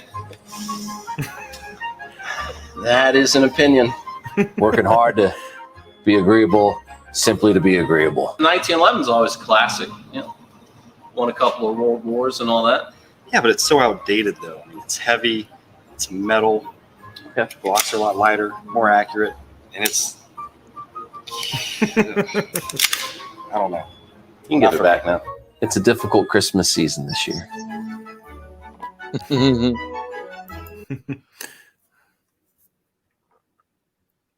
Yeah, only if they really had that stuff in their customer service, you know. Yeah. That's a girl drink. Okay, Brock, enjoy your 5% bread-flavored soda. I'm drinking a fruit smoothie that'll have me fucked up beyond recognition in 15 minutes. It's called efficiency. Demi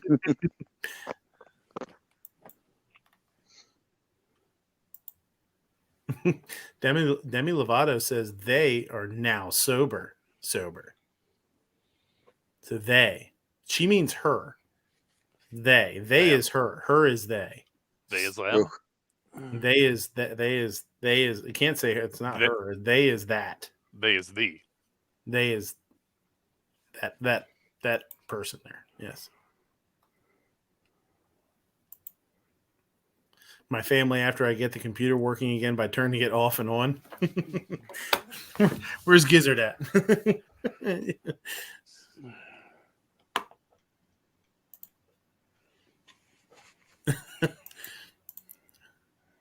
Here you go. People who crack their fingers. People who finger their crack.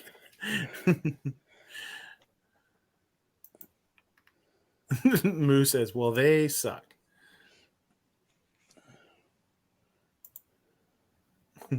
1911s are better. Glocks are better. Me with a 3D printed Thompson. Clearly, I was the winner. I like this. This one's pretty funny. I think we might have shown this one before. Ooh. He's like, I'm out of here. He's like, what the fuck? Pets' heads are falling off. They didn't scotch tape it on there good enough, like in Dumb and Dumber. Like you said, he hopped your brains out. There you go. Adulting is when you put the $4.97 meat back because you found some for $4.72. Daddy, my doe's head fell off. Moo.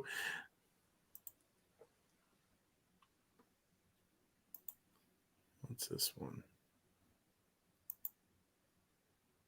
Oh, this is okay, dude. So this is the police stopping that reporter after they ran a red light. Yeah, ran a red light following the bus, the jury bus from the Rittenhouse case. So they pull this guy over. He's like, "Oh, I'm just basically just says, oh, I'm just doing what I'm told," and calls his, I don't know what you'd want to call her, the editor or whoever's in charge of, the reporters. I've never heard somebody try and figure out a story any worse than this one. So you're saying she's not very good at improv. Oh, dude, I don't know if you guys have heard this. She's trying to come up with a story or trying to talk their way out of this, I should say. And it is almost, it's painful. I mean, it's almost like a kid that stole a cookie and, said he didn't steal a cookie. He's got cookie crumbs all over his face.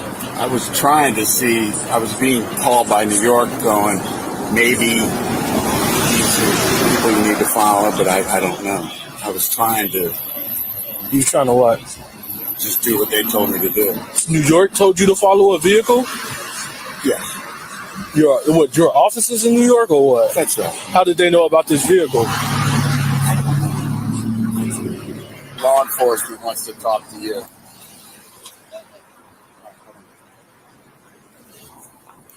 So He calls the New York office, puts her on speakerphone, and says the police officers want to talk to you. Like it's like you're a kid, you got pulled over, and you like, look, we're calling your parents right now. This is Officer Jones, Kenosha Police. We're trying to figure out what's going on here. Why you have a reporter or a producer following vehicles out here?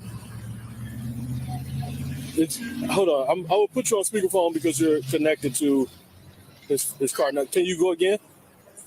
Can you hear me? I can hear you now. Okay. Hi, officer. My name is Irene. I'm a booking producer with NBC News. We were just trying to respectfully, just trying to see if it's possible to find any leads about the case, and so we were just keeping our distance, just to see like where people involved in the trial are positioned. By no means were we trying to get in contact with any of the jury members or whoever's in the car. We just were trying to see like where key players in the trial may be at. All right, so real quick, how you advised him to follow like any vehicle? Did you know which vehicle he was following?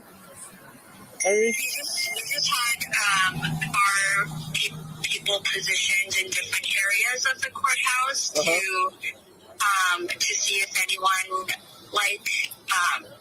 would be able to in different areas, and so we were just like. So were you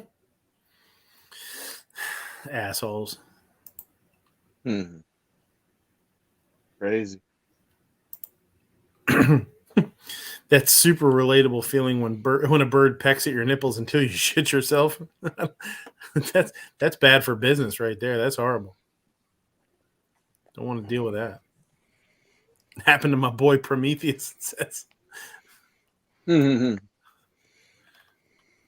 Uh-oh. Here we go. Oh. There you go. Check that shit out. That is a nightmare and a half. Oh.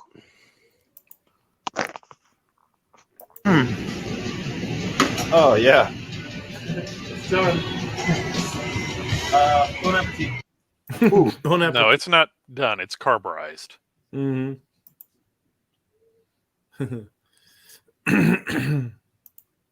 Blackberry exploded all over the place.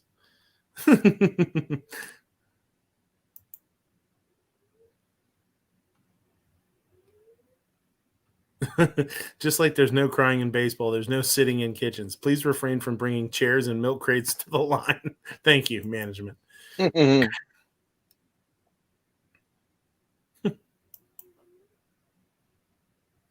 That sucks. What a mess. Oh, this one. Check this out. Come with me and you'll see a world of OSHA violations. Check this out. Not OSHA violation. That's working smarter. They put it like a raft together. They put the little skyjack on it and used it. I mean, what's the big deal, right? What could go wrong? Jesus, look at that. Look at that thing. Jesus Christ. That's crazy, man. Imagine if it would tip over. Oh! Dude, I can't see how it didn't tip over, tell you the truth. Like, I don't even understand how that's like they pulled that off. I know, right? He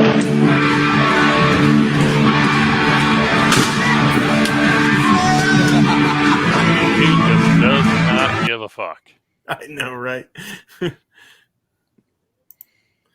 I don't care that it's 375 degrees in there. That hand better chill the hell out. Oof.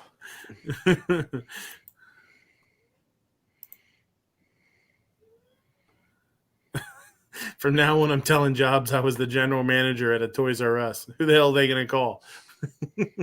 This guy says, I managed multiple blockbusters. CEO of Jinko Jeans. Who else was the VP at Enron? Circuit City CEO here. Chief Financial Officer of KB Toys. Yeah, KB is still a thing. The guy says, I built Circuit City from the ground up.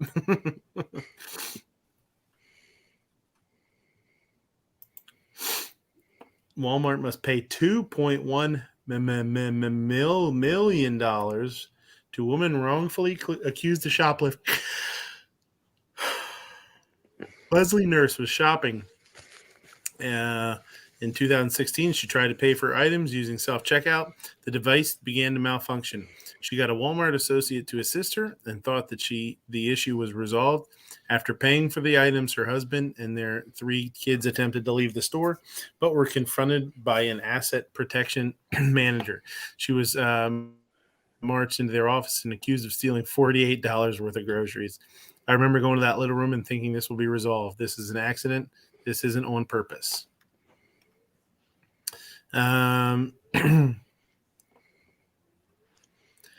It says, though the charges were eventually dropped when Walmart representatives failed to show up in court, she still had a criminal record, and the company began harassing her with letters from their lawyers demanding that she pay $200 back.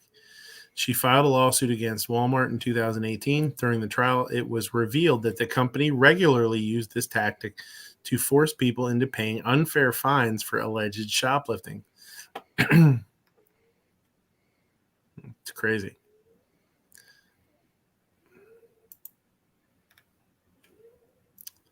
I don't know what this is. It's okay to not be okay. This shit is fucking. This is life, man. Like I didn't get a chance to listen to this. Universal Soldiers and fucking Dolph Lundgren and Jean-Claude. We're not. I've seen that. We're grown ass men that have kids. They call us Papa. You got to stay up late and do homework. We got to drop kids off on school buses. And you got to get on a fucking airplane and fly away and never see them again. You got to be okay with that. And it's a hard thing to do, especially when you do it solo. When you never say it. Not that it's not there. It's there. It's on the forefront of everybody's mind. And you're just not saying it. Ghost posted that.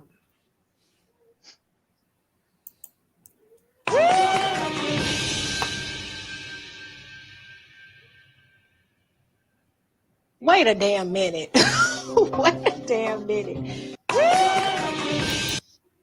It says, for 85 minutes, Kamala Harris was the only woman, Asian American in history, to hold presidential power. Asian American. Now she's Asian American? I thought she was black. What is she? Let's look at Tiger Woods. Well, Tiger Woods is Thai. His mom is Thai, and his dad is black. Kamala Harris, but for her, like, who the hell? Since when is Kamala Harris Asian American? The hell are they trying to pull with that shit? Her parents are Indian and Jamaican descent. Yeah, I know, but I mean, you just decide what you are, how it fits your needs. She was black during the elections. First black woman to this and first black woman to do that. That's right. Could have been. Now she's Asian American. Why? What is that going to help her out as? For how is that going to help her?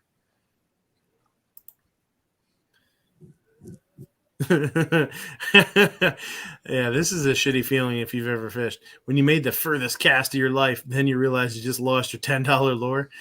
go to make a cast, and you're like, "Whoa, that's really what happened there." It's gone. My lure's gone. This is pretty cool. He said he had to finish the Rubik's Cube in under 30 seconds so they wouldn't have to take their final. Finish the Rubik's Cube in under 30 seconds so they wouldn't have to take their final. Whoa.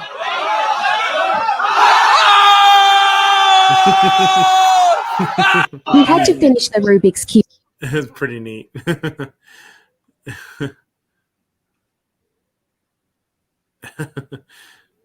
He's like, I did it. It's cool. Done.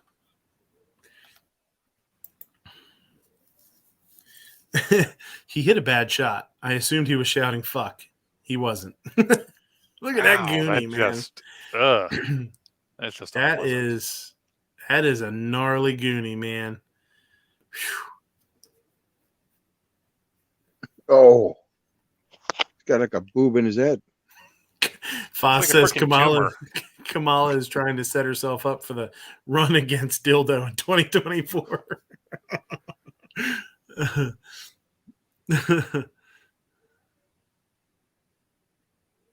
I bet she really takes it in the ass in the polls. From Dildo? Yeah.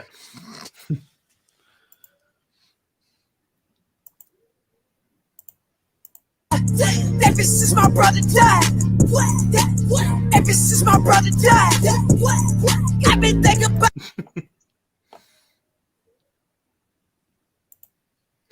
Juicy Smollett, Juicy Sommelier, allegedly did a dry run of his attack the day before the incident. Did you guys see that happen? That came out in deposition or whatever?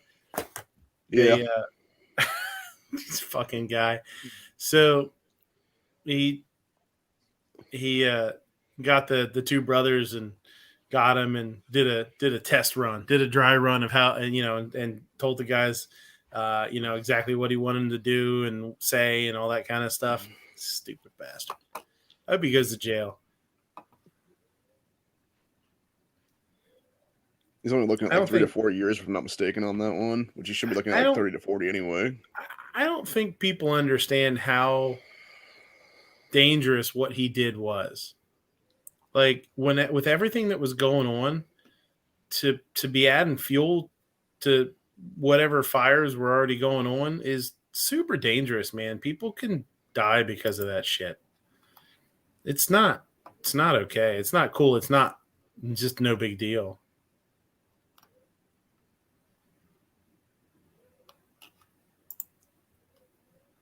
Hurts hopeful new football player spokesperson doesn't murder 2 people around this time. Too soon? Too soon. I mean, the juice is still loose, so. Hopefully he'll be doing some dry runs in prison. Obnoxious. So this graveyard, it's underscore the graveyard shift. They do like horror movie stuff. It says, it only took me 28 years to notice it, but in this goodbye horses scene in The Silence of the Lambs, Buffalo Bill is wearing a woman's scalp. Never noticed it. That's not, like, I always just thought he did that like it was just a wig or did that, whatever, But, yeah, you can see it's actually supposed to be, that's pretty crazy. Ugh. Never noticed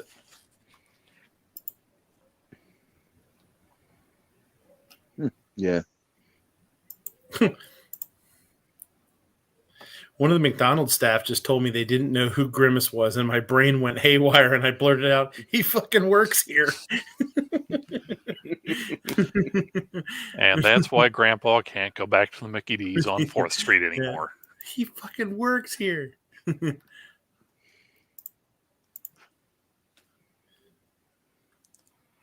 Oh, that was when that was when you're kind of shy before the first time he eats it.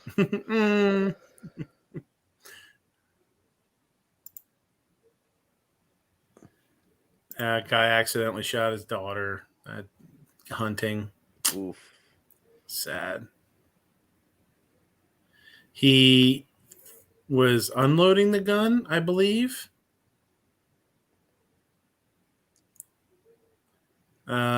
And dropped the hammer, I think, or something. I forget exactly what he did. And this was Pincus put this up, and he said pulling the trigger should not be part of unloading a gun and putting it in a safe condition. Yeah, for sure.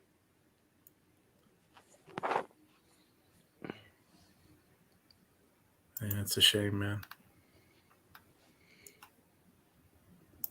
Well, I love this one. I know we've played this one before. So something happened between these two dudes. I don't know if he cut them off or something, but he pulls over. This guy pulls up behind him and comes up to start shit with him. And it reminded me of Adam Sandler and Happy Gilmore when Shooter McGavin says that he eats pieces of shit. He's like, I eat pieces of shit like you for breakfast. And Happy goes, you eat pieces of shit for breakfast? That's gross. Ugh, gross. Get out of the truck, little lady. No, I'm good. See, because you know you lose. How do I lose? Because I will beat your fucking dick into the ground all day long. That's kind of gay, isn't it? I will beat your dick. Hop out. I love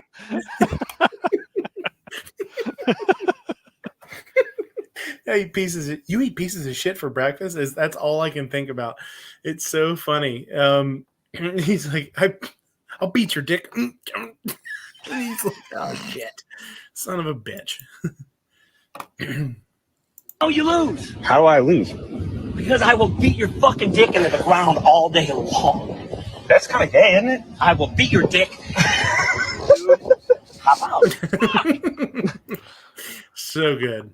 Is that a promise, a threat, a 2-for-1 deal? Yeah, I know, right?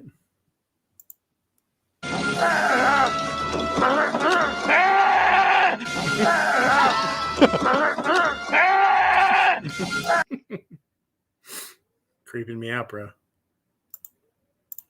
Prison guards this weekend, sleeping. Guy says, "Can someone please make sure the cameras are working this time?" Yeah.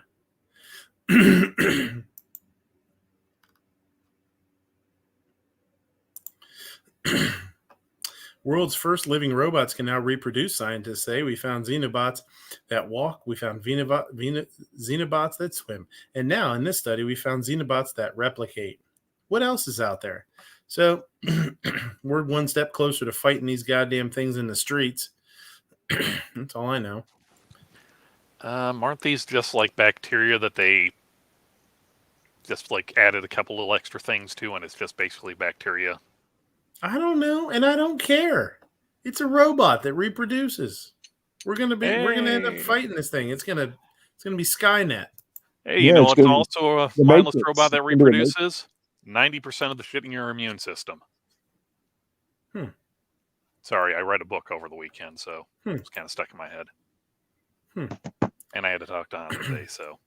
I see Ape isn't going to be helping us fight our future robot overlords. Thanks, Ape, for nothing. Well, every time a robot, all these documentaries we have, what is it?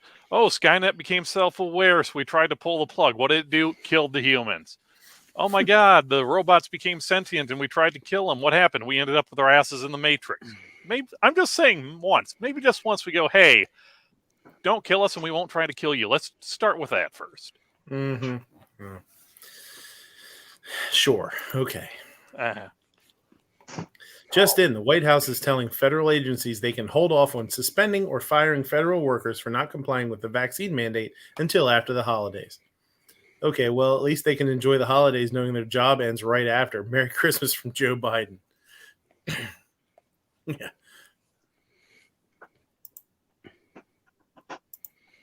Me walking into work for my morning shift like I actually did my side work from the night before.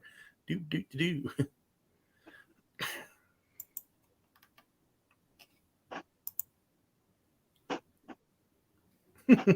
My nephew brought home his first art project from school, a whale. Oh, yeah? Looks more like a narwhal. Yeah. This is There She Blows. Foss called you a robot appeaser. Hey, I don't care. Hashtag Fat Albert. Hashtag Fatal Bert. I didn't realize that they're going to put Bert into the next Mortal Kombat. Yeah, right. Because fuck you and everyone around you. I want one of those. I want two. Might as well. I mean, if it's everybody around you, it might as well be everyone around you. I'll take 3. Oh, now you're just... There you go. Performance kit, stage 1. Nice. Redneck and guy says there. Yeah, this guy says stage 1 kit. Next stop, Gapplebee's. Applebee's. Well, the guy down there is right. It is backwards. For sale. Brass knuckle Jesus dual taco holder butt plug. $15 or best offer. No weirdos.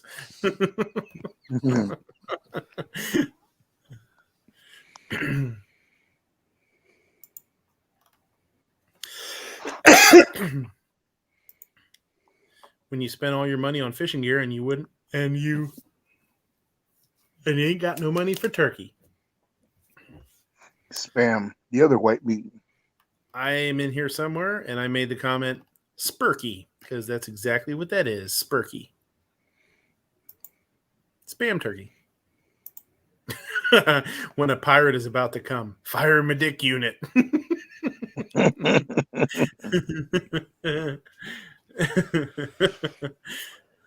This takes place after the timbers are shivered. It says,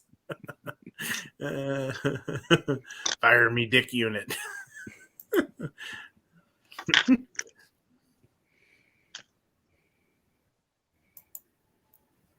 They need to change the phrase holiday request. It's more holiday awareness because I'm not requesting anything. I'm making you aware that you will not see me.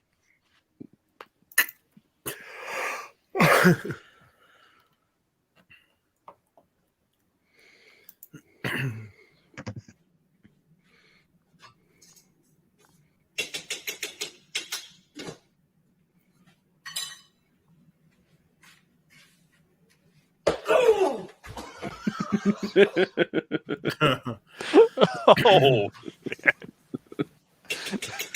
That's what you get for staying with the damn freezer open. Yeah. Fuck that. Yeah, I wouldn't be doing that. So he loses just one of the. Fell the fuck off. Is that what do they call that? Is that a tine? What do they call that? A fork. A fork, yeah. But not only did that come off, he jumped off to save the boat, and the forklift goes hauling ass away. This just went from spill to overflow. I like when he gets right around here, you see him throw both his arms up over his head, like on his head, and he's just like, oh my God. Fuck it. I'm going in an early week. I don't care that it's Monday.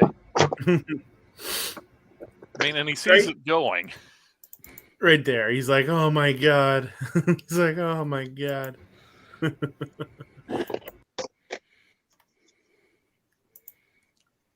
The lead prosecutor in the Ghislaine Maxwell case is Maureen Comey. She's the daughter of James Comey. Did you see that? Mm-hmm.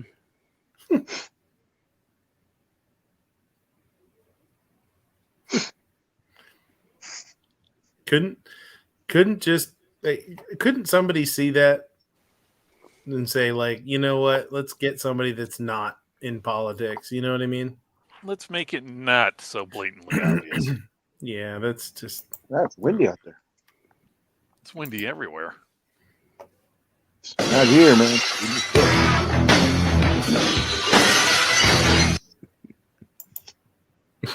Oh, right in the eye. Yeah. Head first.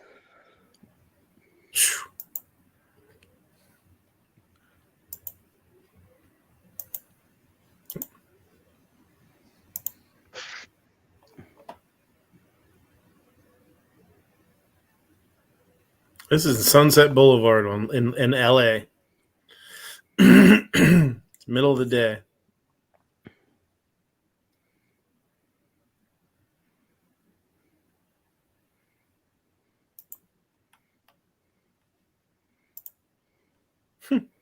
Oh, you're a chef? What kind of food do you like to cook? Me.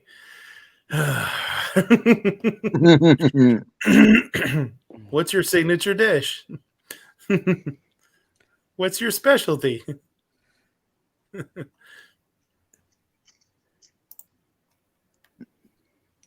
I think Moo tagged me in this one. We've seen this one before, but it's a good one.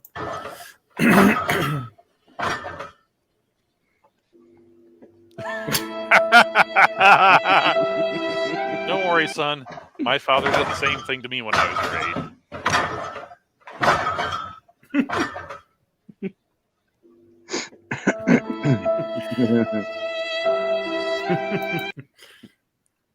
No, here's this one again.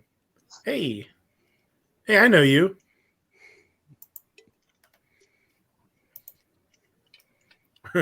Rare picture of Groot going through puberty. Looks a little split at the end.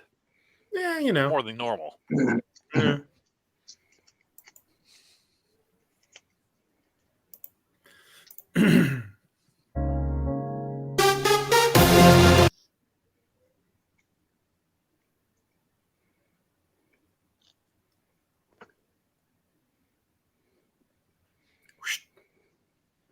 Good snag.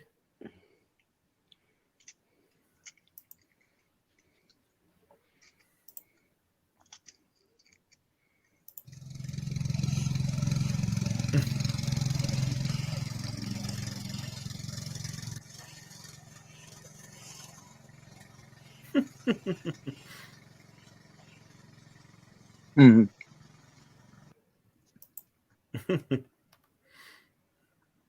I think that's it.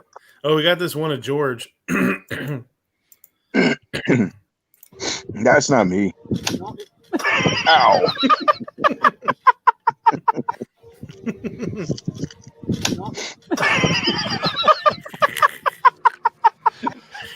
You know that hurt like a son of a bitch. Oh, My what the hell? pie. Wild Moo appears What? in the text. Oh, out there. Yeah, he's been out there. Yeah.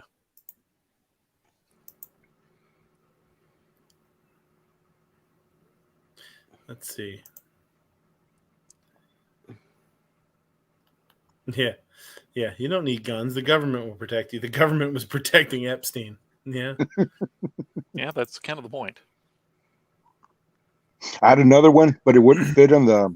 You know how sometimes some memes don't fit on the Instagram, no matter how you resize them. Yeah. It was just one. Do you do it on your phone? Or can you? Yeah. I tried mean, resizing, but I can't. I don't know how to. You know, I've had times where I've actually taken like, this is just a weird trick, but when you go into edit a photo, you know how it makes the photo smaller when you go to edit it. I'll do that. I'll hit edit and it makes it smaller, and then I'll take a screenshot and then I'll use that screenshot as the. Oh, okay. I get you. Yeah, because the picture that I had was of this duck, and it goes, "America, give up your guns. Win the respect of the world." And then the next picture shows an eagle eating the duck. Yeah. Like, hell with you, man. Yeah, and I said, wow, that's cool, man. I need to get that up there, but I couldn't fit it in, man. I said, well, I'll see if I can try another way, and I'll load it up again. Oh my God! I just heard Ghislaine Maxwell suicided herself next week. Unbelievable. Hillary Clinton, probably.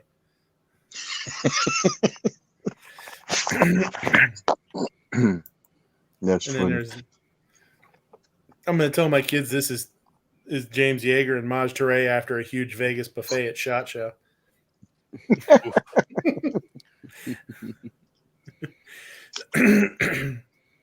Maj even liked it. That's cool. Yeah. Yeager didn't like it. Of course. Yeah. Well, that's it, man. That's it for tonight. I'm gonna try and call it quits here, unless you guys have anything else that you want to bring up. Anything else in the news that we need to talk about? Did they come up with anything from that guy that shot that? Was it the wife's ex-husband, or what was it, her father? No, I haven't heard anything about it. I think it's still kind of ongoing. Yeah, I haven't heard anything about it yet. I mean, you know how it is. The next thing pops into the news, you know. The only thing more recently with that story is that the current widow is now trying to sue them for like $50 million or something. Really? Yeah. Oh yeah.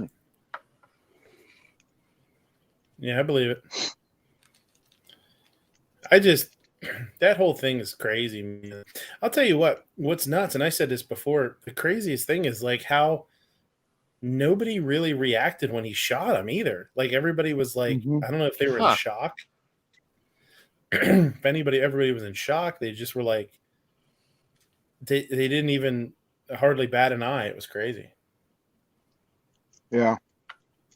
Yeah, like the wife filming would have been like, "You shot him! Oh my God, you shot him!" They never. Yeah, she was just like that. She started yelling like, "This is your fault, Kyle," or something. Whatever she was saying. Yeah. This is all your fault. But she wasn't being like, "Oh my God," and she didn't like run out there or anything. I couldn't believe it. Yeah, it was pretty wild. Anything else? Anything else out in the chat? Anybody out there that has anything they need to bring up? With that student that took a gun to school. Yeah. They got the parents. They put they were supposed to turn themselves in, and they skipped, and they got caught. Yeah, and so far. That's just man, if any school shooter should have been stopped, should have been able to be stopped, it was that one. See, and the thing was funny, well, not funny, but what I find kind of funny, meaning weird, there were students that found a TikTok video or something, a social media video, saying that something was going to happen. So they decided not to go to school. So they kind of saved themselves, but they didn't call the cops to say, hey, there could be a possible shooting because we saw a video saying something was going to happen. They didn't do anything. He had posted something about being, I am death or something like that. I forget what he said. So yeah, he posted that, took the gun to school, had a bunch of weird writings and drawings. Yeah. And when teachers saw the drawings, I guess they called the parents and they called him into the office or whatnot. And he had erased them then or something, or got rid of them or erased them. So they didn't do anything. They didn't check him. They didn't check his locker. They didn't check his backpack. They didn't check anything. They didn't send him home. See, one thing that I wondered about that, if the school has like internet, sometimes they have like firewalls. Right. So if you hit a keyword, like say you're looking for a rifle and it says Bushmaster, and sometimes it may not pick it up as a firearm, it could be picked up as something else. Right. It won't let you access it. It won't let you see anything of it, And me, I'm just wondering if they had anything like that, or if they were using their own internet from their own phone, the data for their own phones, Yeah, you don't need to be on Wi-Fi for sure. And the whole thing with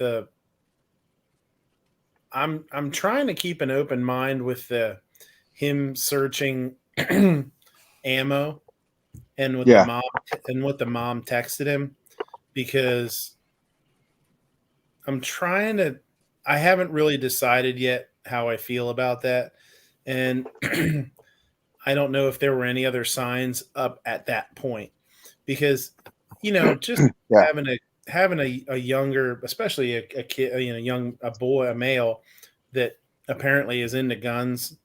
If that kid could be 100% normal, obviously this kid wasn't, this kid was off balance, but you could have a kid that was 100%, like any of us when we were kids, if I was in school, and I was his age, and was into guns, I might be Googling stuff like that at school too. And there might be no harm involved. So I'm trying to kind of keep an open mind with that part of it. And people were saying like, well, he was searching ammo at school. Like, yeah, we search ammo. I search ammo at work. I've searched ammo at work before, or guns at work before when I'm, so I'm trying to, that doesn't necessarily mean that he was intending to do something, but all the other stuff obviously does. Yeah, And and I get that because it's a 50-50. He could have, or that was his interest. yeah, Because you can be into hunting, you can be guns. When I was right. in high school, I used to carry in my backpack. I used to carry Soldier of Fortune magazine. I Mhm. used to carry martial art magazines. I used to carry some gun magazines. It just depends. I mostly liked Soldier of Fortune better, but they did have good gun reviews sometimes and stuff. And I remember back then they were introducing the M60A2 at the time. Mhm. That's when they had the different handguard. It wasn't like the A1. Mhm. And man, that was my favorite magazine. I would always carry it with me and stuff like that. So just because a person's looking at something doesn't mean he could be doing Mhm. bad things. But in his case, because he did do the deed, Yeah. it falls into question because like, Yeah. whoa, you're Yeah. looking at the ammo because he did do this thing, Because if And I someone get doesn't do anything, Yeah, and I then understand why people would put two and two together there. I just don't know that you should. yeah, But Obnoxious talks about the mom's text saying don't do it when and when the father heard about the shooting, he went home and looked to see if his gun was there. Like, they obviously had an inkling that the kid was off. The kid was not right. And I mean, to have that feeling and to not mean think about even if they would have even if they would have said, okay, this happened, like I can't believe that they left him in school that day. yeah, Like, something happened, they went, he had these drawings, these horrible crazy drawings about killing people, and they didn't take him home. Like, Well, I guess there's more that that came out about that even, and they said supposedly his thing was, "Oh, I'm designing some stuff for video games, and that's what these are about." Even still, you should still have a school resource officer in that meeting at that time, searching through his shit then. Mhm. And they didn't have anything like that going on. There was Yeah. no cop, there was no school resource officer of any kind involved in any of this stuff. It was just principal and like another teacher or something. That was about it. Yeah. Yeah, I don't. It's crazy. I just, man, this is horrible to think about. That stuff like this happens. the best thing is that you have to get into your kids' lives. You have to ask them. You have to know what's going on with them Yeah. because this kid was going through something. Mm-hmm. And sometimes you think, not my kid. This will never happen to my kid. It can never happen. It can happen. So Yeah.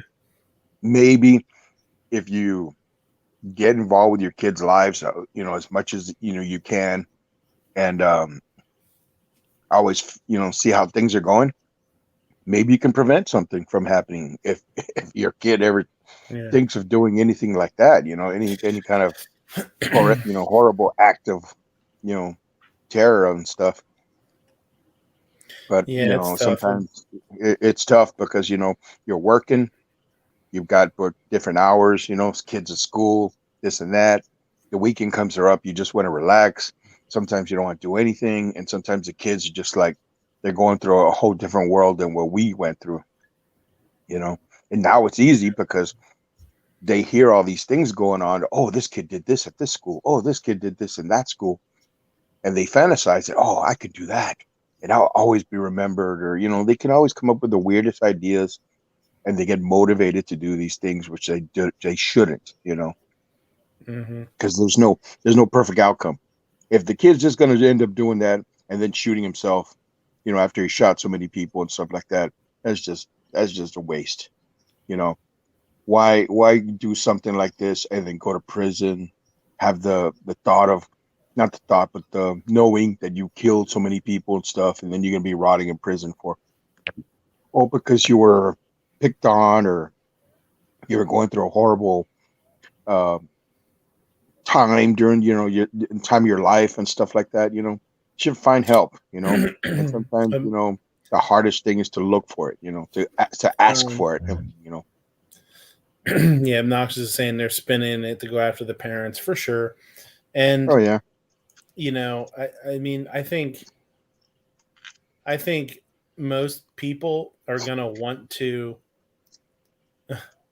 They're gonna want the parents to go to prison. I'll be interested to see how that trial goes and what they do. Moo says they have schools canceling. I did hear that the other day. That a bunch of them, and he said, how do they know the dad went to check the safe? Did he admit to that? I think he did. I think he said that after he heard there was a shooting at the school, he went home to check for his gun. I don't know if that's true, but I did hear that. So from my understanding, from everything I've read about it, it said that there was no safe involved at all. It was just in like it was in a drawer in some bedroom or something. Yeah, a dresser drawer or whatever. Yeah, or did he say he checked the safe after he found out it was his kid? I don't think so. I think I'm pretty sure. And then the mom's text too. The mom was like, after she heard there was a shooting, I think that's when she texted him, "Don't do it," right? Or something. Yeah. So, like, both parents heard that there was a shooting at the school and were like, "Oh my God, it's our kid!" Like they knew it was him. So she texted him, and the dad went home to see if his gun was gone, and it was. You know, well, there's also, I guess, Instagram posts from the mother that specifically said, "Oh, this is what we got our son for Christmas." Yeah, well, he did too. The kid posted it up. He says, "Oh, look at this beauty," or something. This is mine. So, how old was he again? Was he like 13 or 15? 15. Yeah. Wow. So, I've been looking at the whole thing for the last couple of days, actually, and I believe there is a possibility that this kid is actually a sociopath. But unfortunately, that can't be diagnosed until you're like 25 when the frontal lobe fully develops. So it's going to be another 10 years before they can actually diagnose that in this particular case. Mm-hmm. Yeah. I got a question. No, go ahead. I have a question. Okay, since like they want to like prosecute the parents, right? Now they're throwing the spin on the parents. Say it goes to court. So if they get like sentence and stuff, could that start a new thing now? Like if another kid uses the gun and stuff like that, they'll go after the parents now. That's what I was just gonna say. I was just gonna say, like, so they don't have safe storage laws up there. The dad wasn't legally required to keep it in a safe. Yeah. So I don't know. I mean, that's what I meant when I said, like, I think most people look at this situation and they say they ought to be in jail because they did not obviously see these signs, you know, and they didn't have the gun locked up or whatnot. But legally, is there going to be any ramifications, or is it going to be one of those situations where, yeah, you should probably be in jail, but legally you didn't do anything wrong. You didn't, you know, you can say negligence or whatnot. Yeah. But negligence, is there negligence? Yes, but is there legal negligence? I don't know. I'm not really sure. Like, I don't really know what to say. Because, like, for one, sometimes you can't keep 100% an eye on your kid. Mm-hmm. I mean, they're in school, yes, but when they're home, sometimes you're not home. You may be at work. You may get out at work different times than your wife. You know, maybe your wife, you know, she's a waitress or something, you know, and she works longer hours than you do, or vice versa. And the kid's unsupervised most of the time. So sometimes you may only see him in the morning, or you might see him for about an hour or so in the evening before you go to bed or before he goes to bed. So sometimes you can't be there all the time knowing what's going through his life unless you take control of finding out what's going on with him, you know, stuff like that. So if that kind of tends to happen, how you supposed to know that your kid is going through a hard time, or he's going through psychological problems, that he wants to do something like this, Hmm. get a firearm or start a fire or something, or do something evil, and because he's lashing out and stuff because he's being hurt, he's hurt and stuff, Hmm. and that's the hardest part, you know. So that legally, how can you do that, you know? Because it's is like the parents didn't really know their kid, like, oh yeah, I'll buy him a firearm, he, I'm, we're a gun family, yeah, what the heck, I'll Right. buy him a gun and stuff, But if he doesn't really Right. know that he is responsible, that he would not take the gun to school, he would not Yeah. be showing it to his Well, friends and pulling the trigger, at him, seeing their reaction when the gun goes click, and stuff like that's that. You need and to know that's that stuff. where I our understanding of the situation Hmm. is not, isn't full yet, it's not fully understood yet.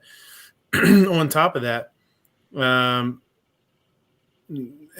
are they negligent or are they criminally negligent? I think there's probably a difference, you know what I mean? Like, Yeah. you know, Like, let me just throw an there. example of my brother.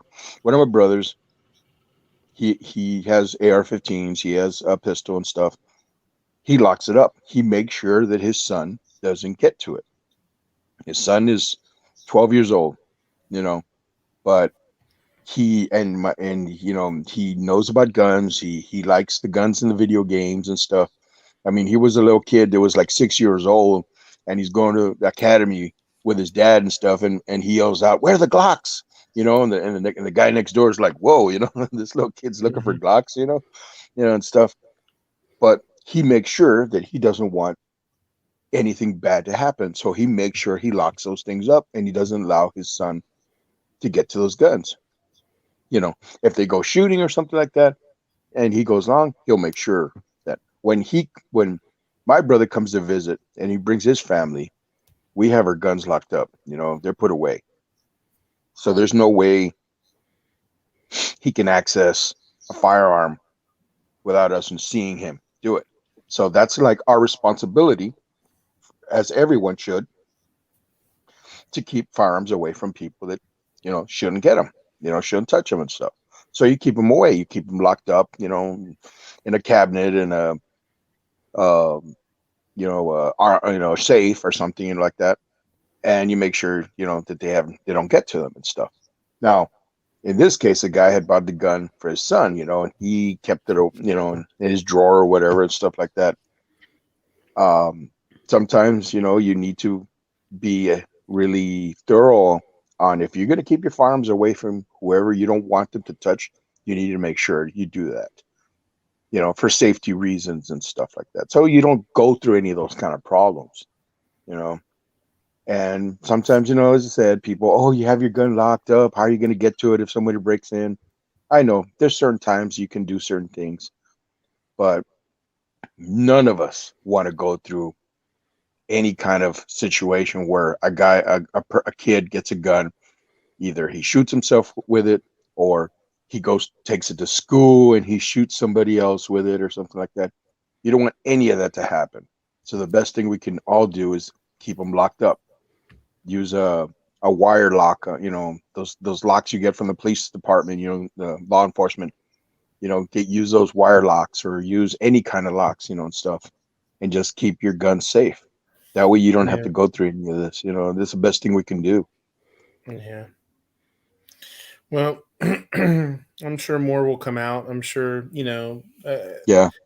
I'm sure we'll kind of hear everything.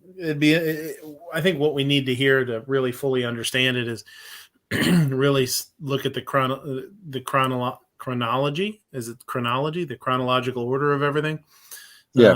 and see what was said and what happened at what times, and then we could probably get a better beat on what happened. Because I know there's different things out in, if you look at the news, depending on where you read, you're always going to get a little bit of variation, and that's why I really try not to judge too much until we really hear what we feel is accurate is out there. So like the Baldo we'll guy. Yeah. Well, Oh my God. Yes. Shit's still. Yeah. I Who mean, knows? Shit's still coming out now. He didn't pull the trigger. So Jesus, holy fucking! It's always something, man. So that's it. Pretty soon is All like the Night. mafia didn't want him to make the movie, so he like Yeah. they snuck on a gun, and stuff. And Well, that's it. And when it happened, people were, people on the internet, people on the internet were like, "Oh, maybe it was a setup. Maybe somebody put that bullet in there, without anybody knowing." I'm like, "Oh God, come on! Like, let's not get into all that kind of conspiracy theory." I think it's bullshit. best that they do the full investigation and then find out what they came up with, and we have to go with that, Yeah. So, all right, we're gonna call it a night. Do you guys have anything to plug? Abe, George, Tupperware, you got anything to plug? For me, just check me out at Instagram and under South Texas AR Guy, all in one, and check out Hit or Miss on Tuesday nights at 9:00. There you go. 8:00 Central. I'll be doing Wargaming 2022 tomorrow about all 50 states at this point and who I think should be winning governor's races in 2022. And then I'll also be doing a video at some point this week about the whole Michigan thing, because I really think the Michigan state legislature right now is probably going to try and push for safe storage laws very soon. Oh, sure. Yeah, and absolutely. I've been looking up stuff like that since Thursday, and they haven't pushed anything just yet, but would not be surprised to see it come out this week then. Yeah. We Wolf did veto constitutional carry here. We all knew that was going to happen, but we knew that was going to happen. But Ohio has until the 15th for our state senate to push it through to DeWine's desk before they're out for the rest of the year. Yeah. Ape, if you don't have anything else, buddy, you want to take us out of here, and we'll all get the hell get some sleep.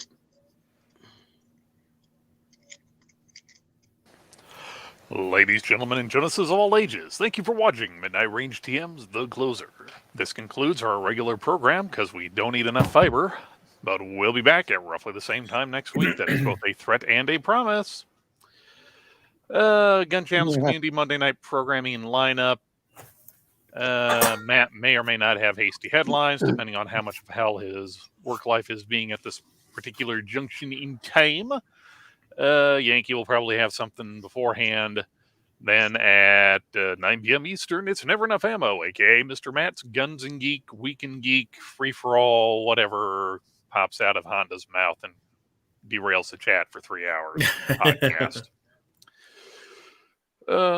Check out GunTube.org. It's a free and unrestricted pro-tweet video platform. If you like what you see, go over to Patreon and throw them some trading monies that can be exchanged for goods and services. For cool and unique 2A swag, go over to gearwebsites.com. That's gearwebsites.com for cool and unique 2A swag. And remember, a Slim Jim is sandwich, hot dog is candy, and keep your chambers fudged and your Earls loaded. And remember, if you need fudge, go to Uranus. Mm-hmm. It's the place to be.